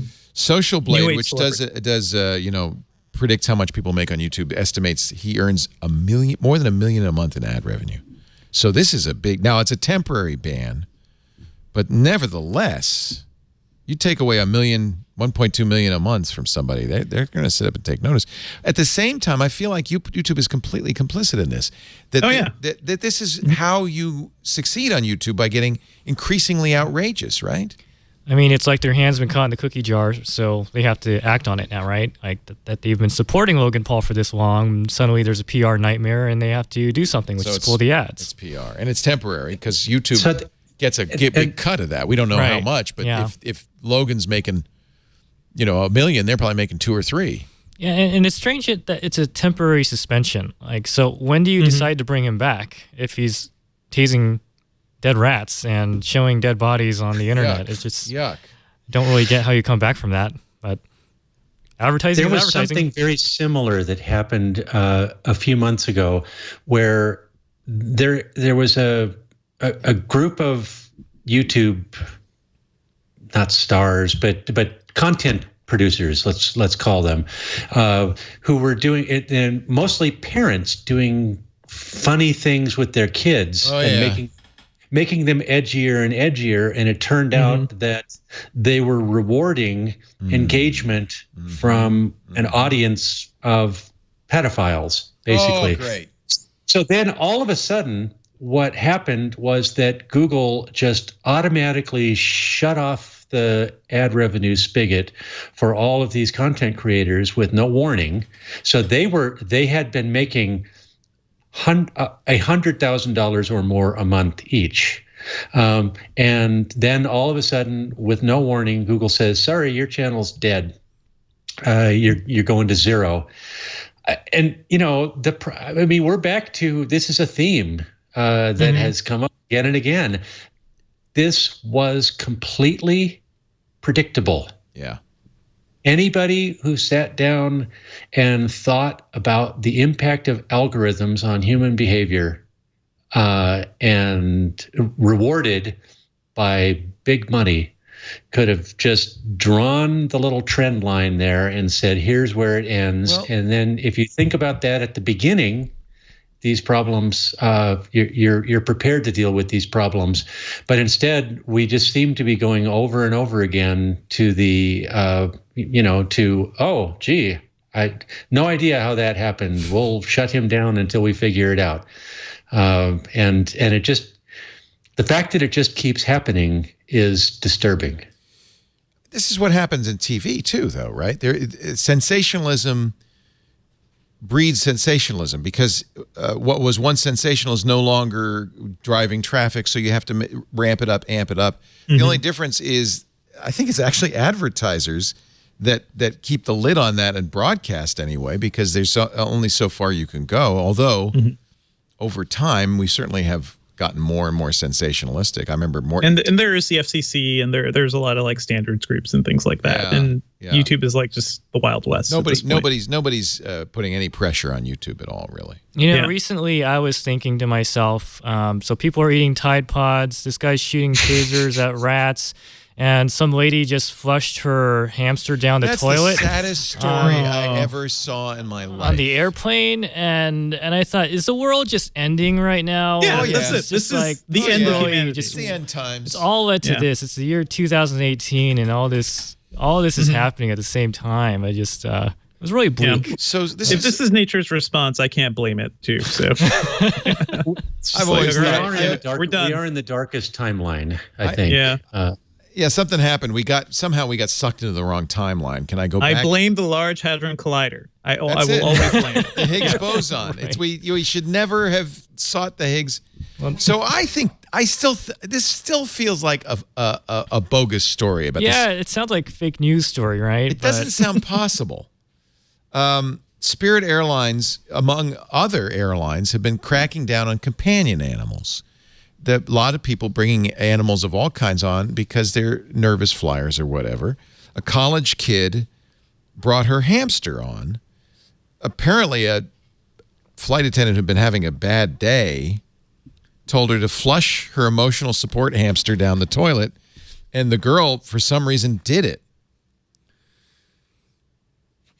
No loyalty today. It feels like this is a fake news first story. of all, I'm sorry. I can't believe that this is true in any aspect. I don't believe for a second that an employee told her to flush the hamster down the toilet. She's trying to sue now, right? I mean, that's ridiculous. For one thing, that would probably clog the toilet. So from a most practical point of view, no one's ever going to tell someone to do that on a plane, right? But she obviously flushed her hamster down the toilet, and she wants to blame somebody else and get some money out of it.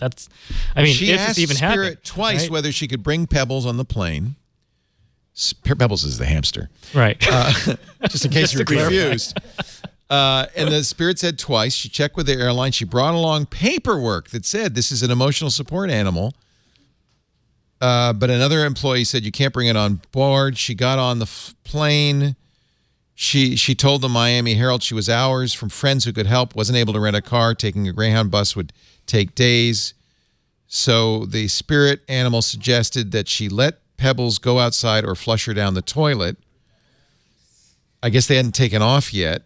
So she thought it'd be inhumane to let the animal outside. That's inhumane? So she drowned it in the toilet, yeah. This has got to be fake news! By the way, good news, she's got a replacement rodent. I'm sorry, it has nothing to do with tech, but you brought it up, and I got to mention it because it can't be real. Maybe we are in some weird timeline. I just don't understand it. Then there's the story, and by the way, tell Nellie Bowles I love her. She's good. She's great. In fact, if you could just tell her how nice it is up here. Will do. She could come up sometime. Maybe you could come up together. Sure. She's in the San Francisco office, right, at the New York Times? Yeah, she could hitch a ride, She could just hitch a ride with you. Yeah. Great story about, and this is another weird one, early Facebook and Google employees have formed a coalition to fight the ill effect of Facebook and Google. The Center for Humane Technology plans an anti-tech addiction lobbying effort. These guys apparently felt guilty. They've funded a campaign called The Truth About Tech with $7 million plus $50 million in donated media and airtime from who? Comcast, of course. The Truth About Tech. Watch more TV. Don't use your computer. And DirecTV. Former in-house ethicist at Google, Tristan Harris, said, "We were on the inside. We know what the companies measure. We know how they talk. We know how the engineering works. They're bad, bad people." No, I added that part. Is this weird? So to back up, so this whole conversation about addiction started out with an Apple investor or two Apple investors who are like $1 billion something investors saying that there's an addiction issue with smartphones and children. Apple should look into this and Apple do should something look about into it. this. Apple agreed. Yeah, but sure, these are like some rich investors, but like, why are we talking about this now? Hasn't this been an issue for a while? Or also, like, is there a reason that this is more prominent or more of a serious issue now than before? That's kind of my question. Like, well, like it seems like addiction should have been something that we should have been talking about for like the past decade. Chamath Palihapitiya, who was an early employee at Facebook and is now a venture capitalist. Gee, I wonder where the money came from. Said that Facebook is ripping apart the social fabric of how society works. Now that I got mine. It's not just addiction, though. It didn't just start with the Apple shareholders. Even before then, who was it? Was it Sean Fanning who said, "I see what Facebook's doing to children, and it's just terrible"? I mean, this has been going on for a year now. Okay.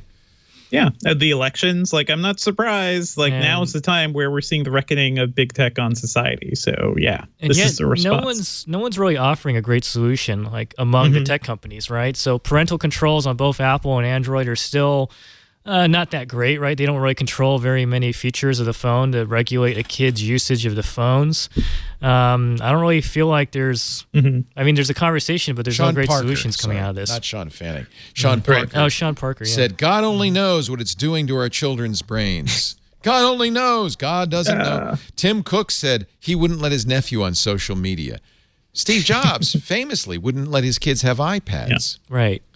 But, this is what we were talking about with YouTube and the algorithms, right? Like, they weren't thinking about this. They just wanted to build the biggest video platform in the world and not think about the consequences. So I think there's definitely room for a group that maybe does some of that, or at least, raises questions that, having covered startups for a long time, the tech companies do not ask some of these questions. They just want the numbers, they want the users, and they want the stats. They don't care how it's being used. And for a long time I poo-pooed the notion of internet addiction. I thought that was just techno panic and so forth, but I think it's pretty clear. You see people walking around, walking into traffic, looking at their phone all the time.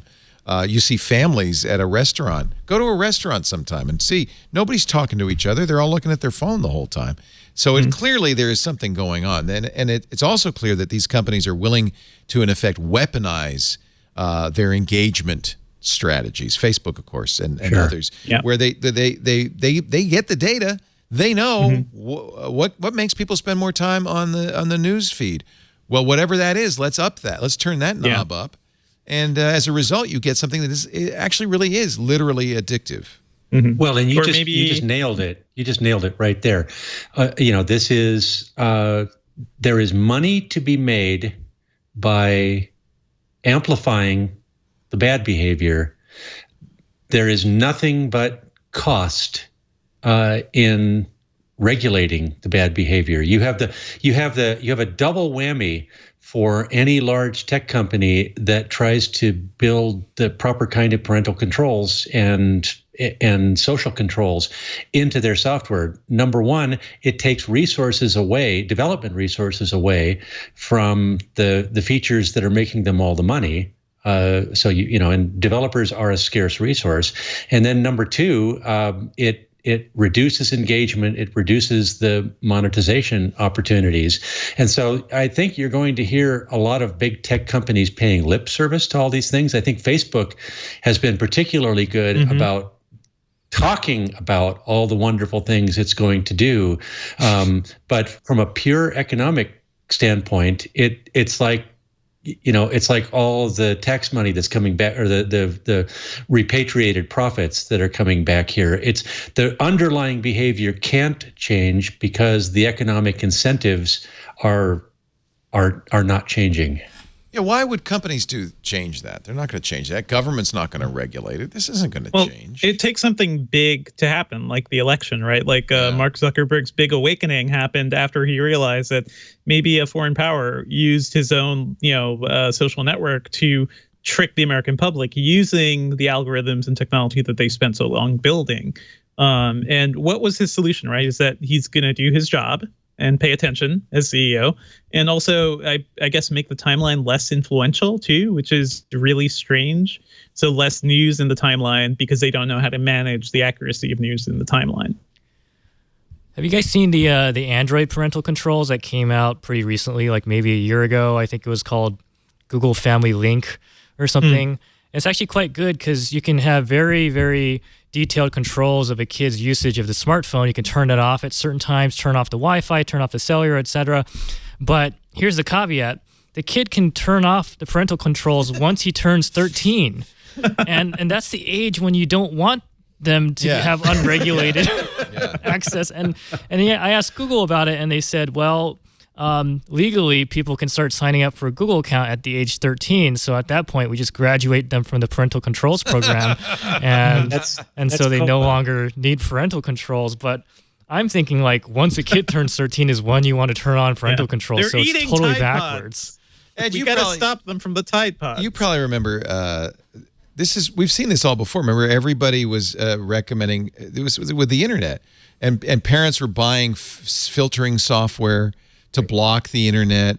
And that was the big conversation 10, 15 years ago. How do I keep my teenager from seeing porn on the internet?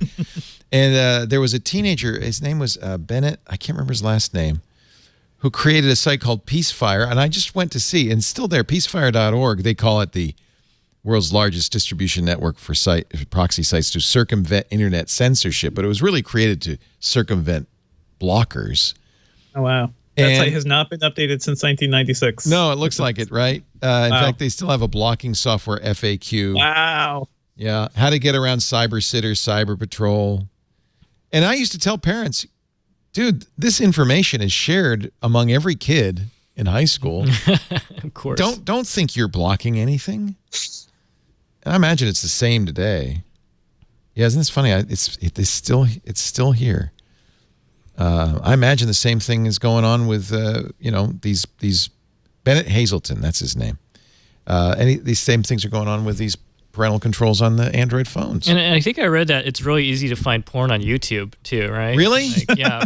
Wait, can you tell me how? YouTube for kids. I think there was a story recently. It's on the kids section where parents were complaining that porn was getting uploaded to YouTube for kids. So great, a lot of problems. Great. I mean, Tumblr, which is where a lot of like kids and teens are too. Like it's a haven for porn. It's all crazy. Twitter too, right? Twitter doesn't. Twitter's free speech policy extends to adult content. Reddit, Instagram, and Facebook have been very aggressive about preventing that.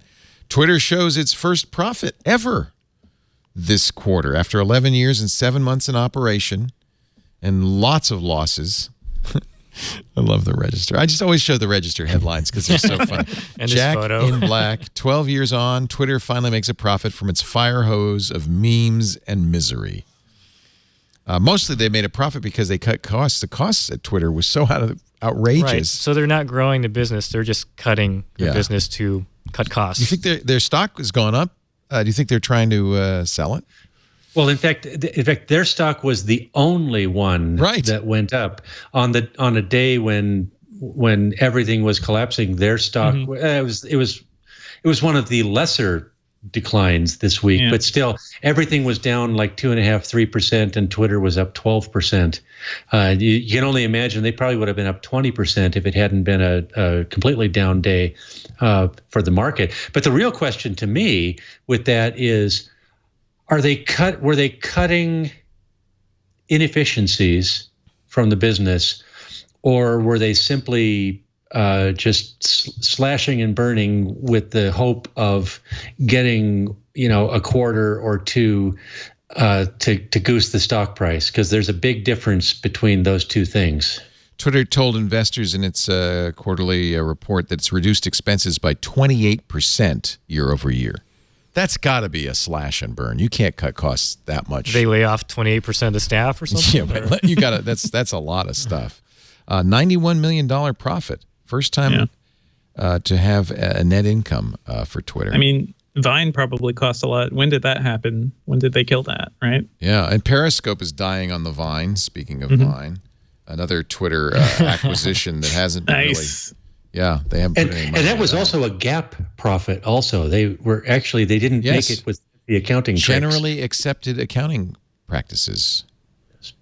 So like real money. Wow. Take it to the bank. Wow. Let's talk about security in Adobe Flash 0 Day. It's like the good old days back in the wild. Adobe plans, I think, has Adobe patched it? I think they patched it. Yes. By now. Week. Yeah. Let's see. Oh, there's so many exciting hacks. Grammarly had a flawed Chrome extension that exposed user tokens to anybody interested. Samsung and Roku's smart TVs vulnerable to hacking. This one comes from an unusual source, Consumer Reports. Didn't know they were doing pen testing. It's kind of a troubling story because when you think about all the smart home stuff we're having right now, like internet connected light bulbs, et cetera, you got to think, like, do they have security teams making sure that these things have robust security, or are they just making cool lights that turn on and off with Alexa or whatever? Yeah. And then you look at the TVs, and you would think that no one's going to hack a TV, but they could probably turn it into a botnet that takes something down, So it's something to think about, right, for smart home stuff in general, that they're making cool products, but they probably don't have great security teams. Yeah. I mean, it's particularly disturbing like after CES because they're all announcing these whole home smart solutions too, right? LG has a whole new smart home thing. Samsung wants Bixby everywhere. And I'm talking to these companies trying to ask them about security, and they don't really know. Like they say, oh yeah, we always care about security, but there isn't like extra attention being paid to this stuff. So they tested 5 different proprietary, they did the Samsung Tizen, the LG WebOS TV. They had a TCL TV, which uses Roku, Sony, which uses Android TV. And they have a new standard for privacy on these devices. And actually, I think maybe this isn't vulnerable to hacking is one issue, but they also looked at the fact that many of these devices phone home, that they keep track of what you watch. They're sending data back. And I think there's a lot of incentive in these manufacturers to collect data about viewing habits. There's some good money in that.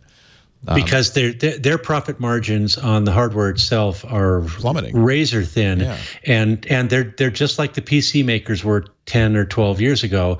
They're making nothing on the hardware, and so they would shovel software onto the device and then push people to buy it, and because that's where they make the money. But here we are again with a technology that's rushing at us at the speed of an oncoming train, and it's the adoption curve is a hockey stick, and nobody's thinking about it. So the stuff that we're talking about with YouTube and Facebook and the social media now, let's come back in a year or two, and we're going to be having put a pin in it right here.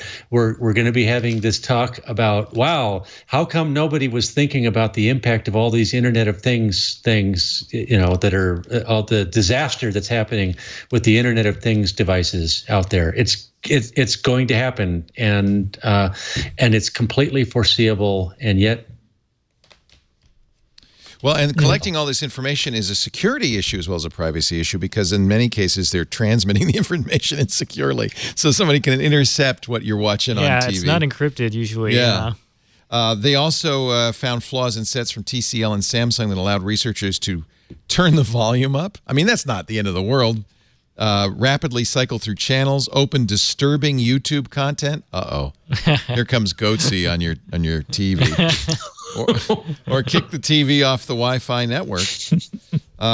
So Consumer Reports is actually doing a good job on this, and I guess they carry a lot of weight with consumers, and I think this might have some merit in at least getting these TV companies to pay attention. But there's an interesting thing here that we're going to harken back to something we talked about an hour ago, which was about cars and the entertainment systems in cars, and how a car is going to last, assuming that you don't total it, it's going to last 10, 15, 20 years, and yet the embedded entertainment system in it is going to be the thing that was shipped with it. The same thing is true with TVs. TVs, they might not last as long as they used to, but they still, there's no reason why a TV shouldn't last for 7, 8, 10 years. And I got rid of a TV last year that was about nine years old, and it had like an Android 2.0 smart TV system in it. And, that thing probably wasn't all that hackable because, Android was so terrible back then. But the ones that are going out there now, the stuff is not going to be updated. These TV manufacturers have zero incentive to update the software on their devices and to make them more secure. And so what you're doing is you're dumping a bunch of stuff out there that's just going to be hideously insecure. And whoops, there it is. Oh. Sorry, is that your smart toothbrush that That's brushing my teeth. I should hack to This show's upload? been on so long, I feel like it's time to get up and brush my teeth. No, it's our sponsor. This is Quip. Quip makes a toothbrush subscription. This cleans like a premium electric brush, like $25.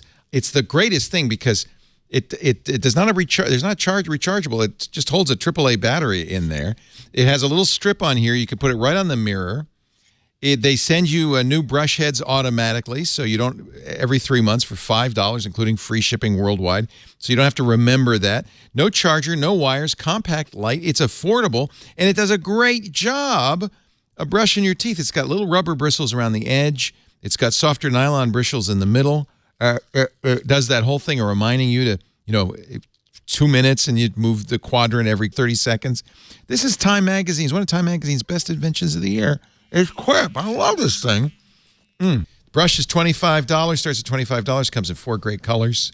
I love this. Patent pending. So, in short, it is time to get a fabulous electric toothbrush. You don't need to spend $100 or more. Have you reviewed this yet at the New York Times? You should. I'm going to get you one. Does it send information about what you ate back to the advertisers? There is no internet connection at all. All right. I'll consider it. Safe. I really like it. It's the new electric toothbrush with just the right amount of vibration and a slimmer design. It's easy to use, a fraction of the cost. Its 30-second pulses guide you you brush right. They even have a guide that I learned from. I think this is actually pretty cool on how to brush your teeth in here. Okay, first of all, most toothbrush companies, in the ads, they show the toothpaste, they show a big thing and the little curl at the end of Quip's not trying to get you to use more toothpaste. They say just put a little dab will do you, just a little pea-sized dollop on there, which is actually correct. They also say, and I did not know this, after you brush your teeth, don't rinse your mouth. What? Yes! My whole life, I've been rinsing my mouth. You know why? It's got fluoride, and you want the fluoride to sink into your teeth. Are you rinsing after brushing? Yeah, I'm always rinsing my mouth. Stop, Brian. Look, it says right here in the healthy guide, brush twice a day, AM and PM. Floss, you got to floss. Pea-sized paste, brush gently. A lot of these toothbrushes, these expensive ones, are too aggressive. In fact, I was using one. My dentist said, stop. The enamel is disappearing on your teeth. This is perfect. It's short strokes, every surface, all corners. Scrub your tongue, wash, not rinse. See, it says there right there. But to get the full effect of your toothpaste, do not rinse your mouth, at least not for a little bit. Quip starts at just $25. But if you go to getquip.com/twit right now, you get your first refill pack free when you purchase any Quip electric toothbrush. Get your first refill pack free. GetQuip.com getquip.com/twit. GETQUIP. Getquip.com/twit. We care about your oral health, people. All right. I'm going to put my quip away. Don't let anybody else use this. Leo has used this now. I love how it comes in this thing. This is so great. And yeah, you get the toothpaste by mail. Very nice toothpaste. Very affordable. You can polish the chrome on your Tesla. Shut up on that. You're giving me such a hard time on my... You're just jealous in your Prius. You're just jealous. I am. I actually love my Tesla. I really do love my Tesla. It's a great car. I kind of secretly love Elon as well. I wish him well. I want him to succeed. And you know what? If he was looking for people to go to Mars and not come back, I'm your guy, Elon. I'll be your first Martian. What are they saying in the chat room right now? I really want to know. Talking about fluoride. Spit and swallow. Fluoride is delicious. It's good for your teeth. Don't drink it. Sugar. Send Leo to Mars. Send Leo to Mars. Patreon's doing a Snapchat-like feed for its artists, a photo and video feed. Trying to they say it's not going to replace Instagram or Snapchat, but something extra that artists can do. It's an interesting branching out for the crowdfunding network. I like Patreon. They've had some struggles. ESPN's going to do a new subscription app, $5 a month. It will have none of the sports you want. Can we read Wired magazine on it? No. No, you can't do any. It's curling. Actually, I watched curling the other night, and I enjoyed it. It's quite dramatic. Curling is great. Yeah. I take it all back. So ESPN pays lots of money for rights to the NFL and the NBA and college football. They're not going to put that on their new service. ESPN Plus will have, quote, incremental thousands of hours of live programming, but nothing you can see on any other ESPN channel, which means not even curling. I mean, nothing. What kind of weird stuff? Zimbabwean soccer matches. I don't know what it's going to be. It won't be anything. Badminton. Don't knock badminton. Waymo. It's not on. I can't watch it on ESPN. So, right. Thank goodness for this. Curling, I'm telling you, curling in 4K, you've never seen anything. It's so beautiful. It's a beautiful, beautiful sport. Waymo is settling with Uber. Remember, of course, that the lawsuit from Google's autonomous vehicle division, Waymo, claimed that a Uber employee... Whoa, autoplay video, stop it, I don't like you. That what was his name? Lewandowski, right? Yeah. Left Uber and took with him left Google and took with him a bunch of proprietary secrets, which he then handed over to Waymo. They've been going back and forth. 1 day of trial. 1 day. This is actually not that unusual, apparently. They just wanted to see if they had the guts to take it to the brink. Uber said, all right. Waymo was asking for $500 million in stock. They got 430, I think, something like that. 234, I think. Oh, is that all? I thought they got more than that. Yeah. No. In fact, it was and... Oh, you know what? It depends on... It's Uber stock, so it depends on what on its valuation. So it could range from 153 million to 245 million on how you value Uber. Right. But the interesting thing is that I think a lot of the employees who came over as part of the settlement are going to have their options wiped out because of the settlement. Oh. And so Uber's going to wind up making money on the deal. Oh my God. It's at the expense of the employees, the acquisition. Yeah. The people, the acqui-hires. The Bloomberg capitalism. What are you going to do? It's a win-win. It's like Equifax making money on its breach, which they did. And by the way, now that the Consumer Protection Board has been dismantled, that's it. No punishment.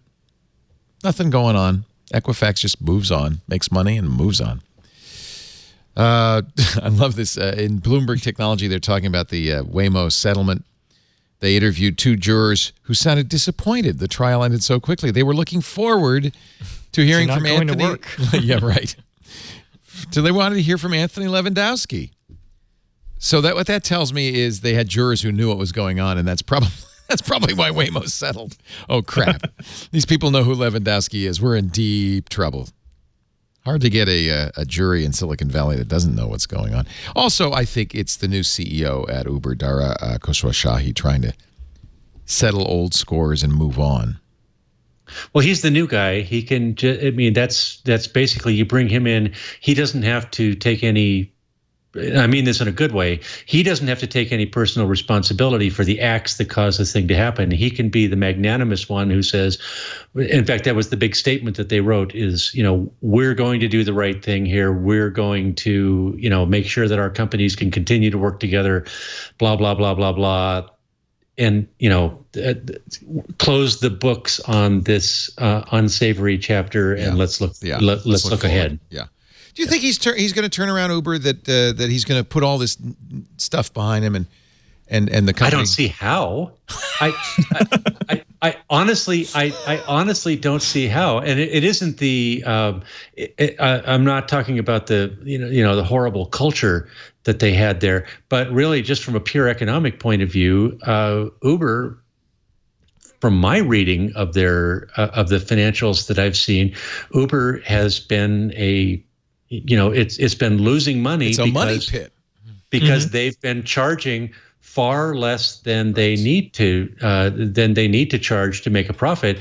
But that was the way to cripple the taxi companies, and so the argument that you always got from people was, well, once self-driving cars come along, the costs we'll will make drop it up down in volume dramatically. Yeah, we're losing money on every ride, but we'll make it up in volume. Make it up in volume, but I don't. But I think we already see from the pace of the technology that it is not proceeding. Yeah, it's not coming fast enough, and there's going to be a crunch at some point. A big financial crunch there, and the question will be, will it be before or after they go public? Do you guys still use Uber? Any of you? No. Very rarely. I use Lyft instead. Yeah. I use Lyft, and I think from a consumer point of view, it's just a better app than Uber. Yeah. Interesting. Yeah, I mean, I think consumers just think they're interchangeable, don't they? I mean, it's a better interface to find where you are and that kind of thing, and adding tip is easier. I just use Uber I really shouldn't. I know I'm not supposed to, and I feel bad, but it's inertia. I just have Uber set up, and it's got a credit card. I'll set up Lyft. I really should. Just delete the Uber app. It's easy. But honestly, even Lyft and all of these, taxi they have the services same like Lyft, problem, right? It's the same thing. They're undercutting pricing. I was in LA last year. It's crazy how cheap Lyft is compared to a normal cab. Right. And who knows how long. Which means it's subsidized. Yeah. And you're not, as to your point. Right. They have to compete with their pricing to compete with Uber, and Uber is pricing to undercut taxis. And so it's this big, giant shell game. And when you pick up the shell, there's nothing underneath it, which is, I guess it's great. There's that theme again, but we're back to, it's like the original sin of the internet, right? Which is, all this content is free. All these rides are dirt cheap, but at some point there's going to come a reckoning for this. We've seen this over and over again. This is how companies establish a foothold in the market. Investors don't demand that they be profitable right away. That's kind of the Silicon Valley way.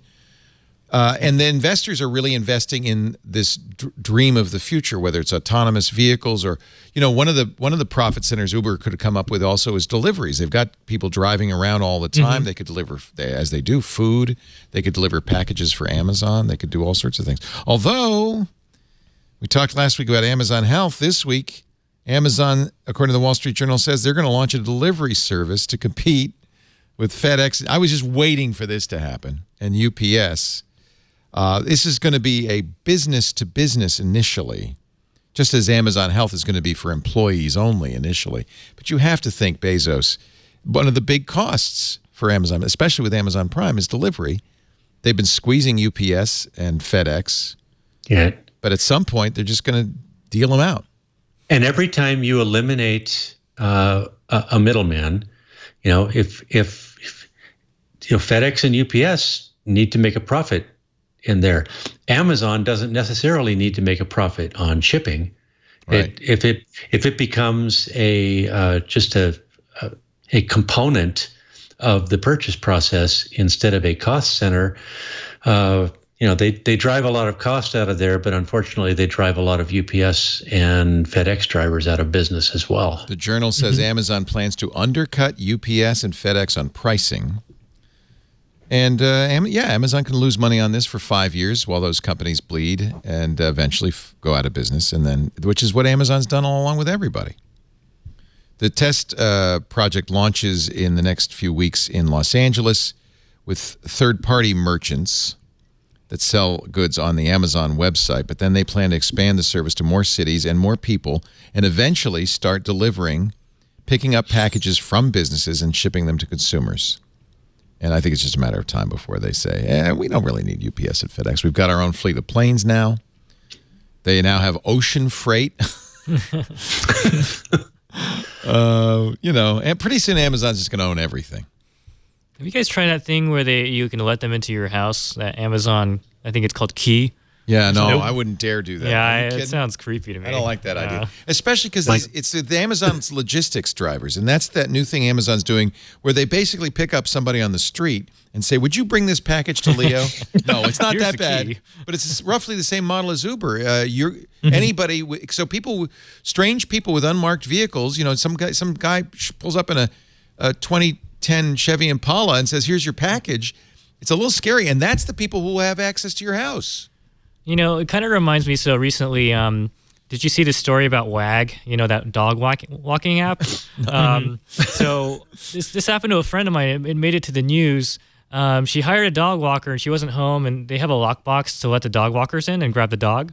After the dog walker walked the dog, she came home, and she found the walker's, who's a guy, his wallet in her bed. Oh, that's not good. Like under her sheets. That's not good. And it just made her wonder, like, what the hell is this guy doing in my bedroom on my bed, and why is his wallet here? Under the sheets. Yeah, under the sheets, nonetheless. He must have taken a nap. He needed a nap. Yeah. Super creepy, So you got to think, like, when you let people into your home like that. Well, they had all these technological things, like there's a camera and blah blah blah. Although somebody immediately showed that you could hack it. So that you'd go in, you'd drop off the package, the camera would get that, you would disable the camera, you'd go back out, and then 30 seconds later, the camera goes offline, you go back in, you rob the house, and you leave. And there's no proof because the camera got you bringing the package and leaving. Right. Yeah. Nice hack. And someone in the chat just... a piece of tape over the lock.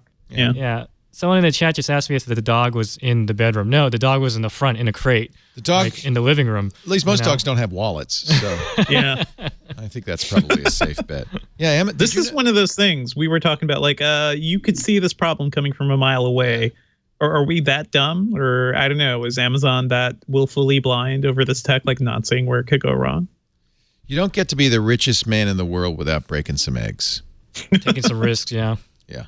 Oh, yeah, taking risks. I don't know what the eggs was about.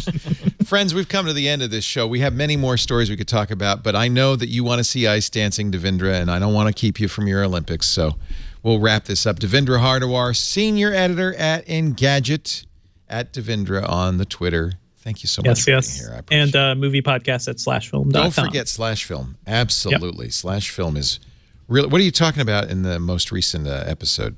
Coming up, there's this crazy Korean action movie I'm forcing my co-host to see. It's called The Villainous. It's like half of a really good movie and half not so good, but it's a lot of fun. And then, of course, we're going to be talking about Black Panther soon. Yeah. And Oscars. Oh, yeah. And Oscars coming up. I just saw last night, I saw the Winston Churchill, The Darkest Hour. I was surprised. I've seen 4 Churchill movies this year. I don't know what it is, but this was the best one. This was good.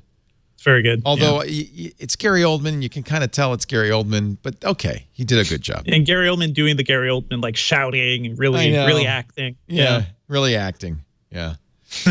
Anyway, /film. And it's a great blog, too, if you want to, if you read the /film blog, because there's a lot of news there and so forth. So /filmcast is the podcast. Yeah, we're right up there. Yep.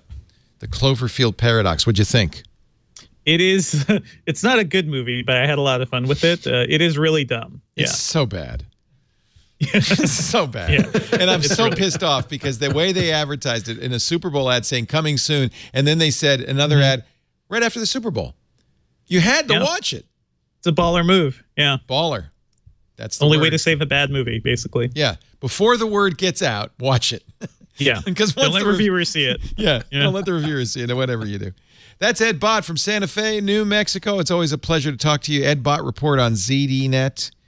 Anything else Leo. you want to plug? You got a book coming out? I know, actually, one of your books is free right now on Amazon. Well, I've got it. Really? Your Windows 10 book is somebody said in the chat room is free on Amazon right now. Well, that doesn't mean you get no money. Actually, it does. Go get it. Yeah. I have a series of ebooks that I did for Microsoft Press, so it's probably one of those. They've always been free, but they're now available through the Amazon store. But they're all really good books, so you can go ahead and get them. And then there's also Windows 10 Inside Out, which is in the second second edition. This one's free. That was Windows 10 for IT professionals. That one's free, and that one I need to update as well. Yeah. So I'm just doing updates these days, just like Microsoft. All I do is updates anymore. Yeah. It's Paul Thurrott, same thing. It's like they keep changing what's in Windows. So that one that you were just on there, Windows 10 Inside Out, it has a current book service, which means that with each new feature update to Windows 10, we update the book and push it out there so that if you buy you buy the print book or the ebook, you get these updates, and you'll get 3 updates over a year and a half or 2 years. So you're always up to date. That's the right way to do it. You have to do that. That's now. the only way to do it now. Yeah.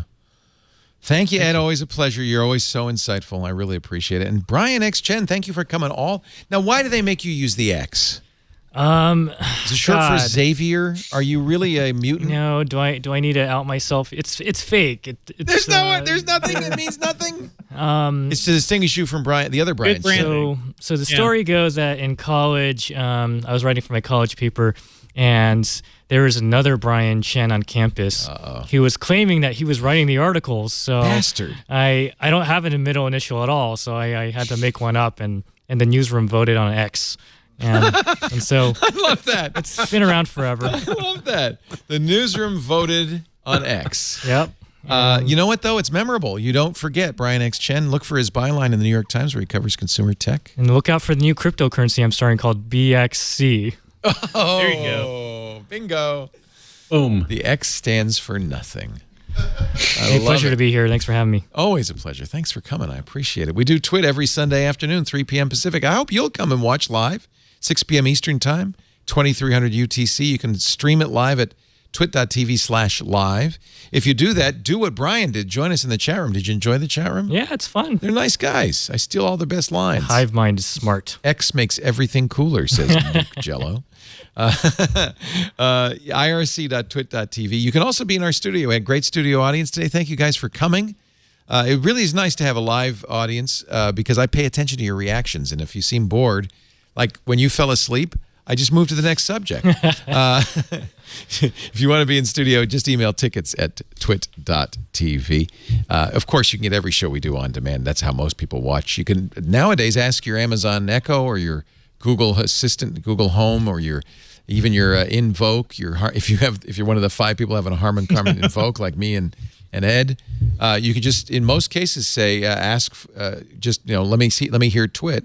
Listen to the Twit podcast, something like that. Sometimes you have to say, listen to This Week in Tech, and you'll get the most recent episode. You can also listen to the live stream. Listen to Twit Live. Sometimes you have to say Twit Live on TuneIn. Depends on the device, but play around with it till you find out. And then that way, I think it's the best thing ever happened to podcasts. Makes it very easy. Works with HomePod, too, if you have a HomePod. If you want to do it on your own schedule, I understand that as well. And that's easy. All you have to do is go to twit.tv and download an episode. Or better yet, subscribe. We have audio and video. The subscriptions work with any podcast client, including Apple's podcast client, Overcast, Pocket Casts, one of my favorites. If you subscribe, you'll always get the latest episode the minute it comes out. Thank you, everybody. Is tomorrow President's Day? I think it's a holiday, right? Next week. Next week? Oh, shoot. Well, have a good work day, and we'll see you next week on Twit. Another Twit is in the can. Bye-bye.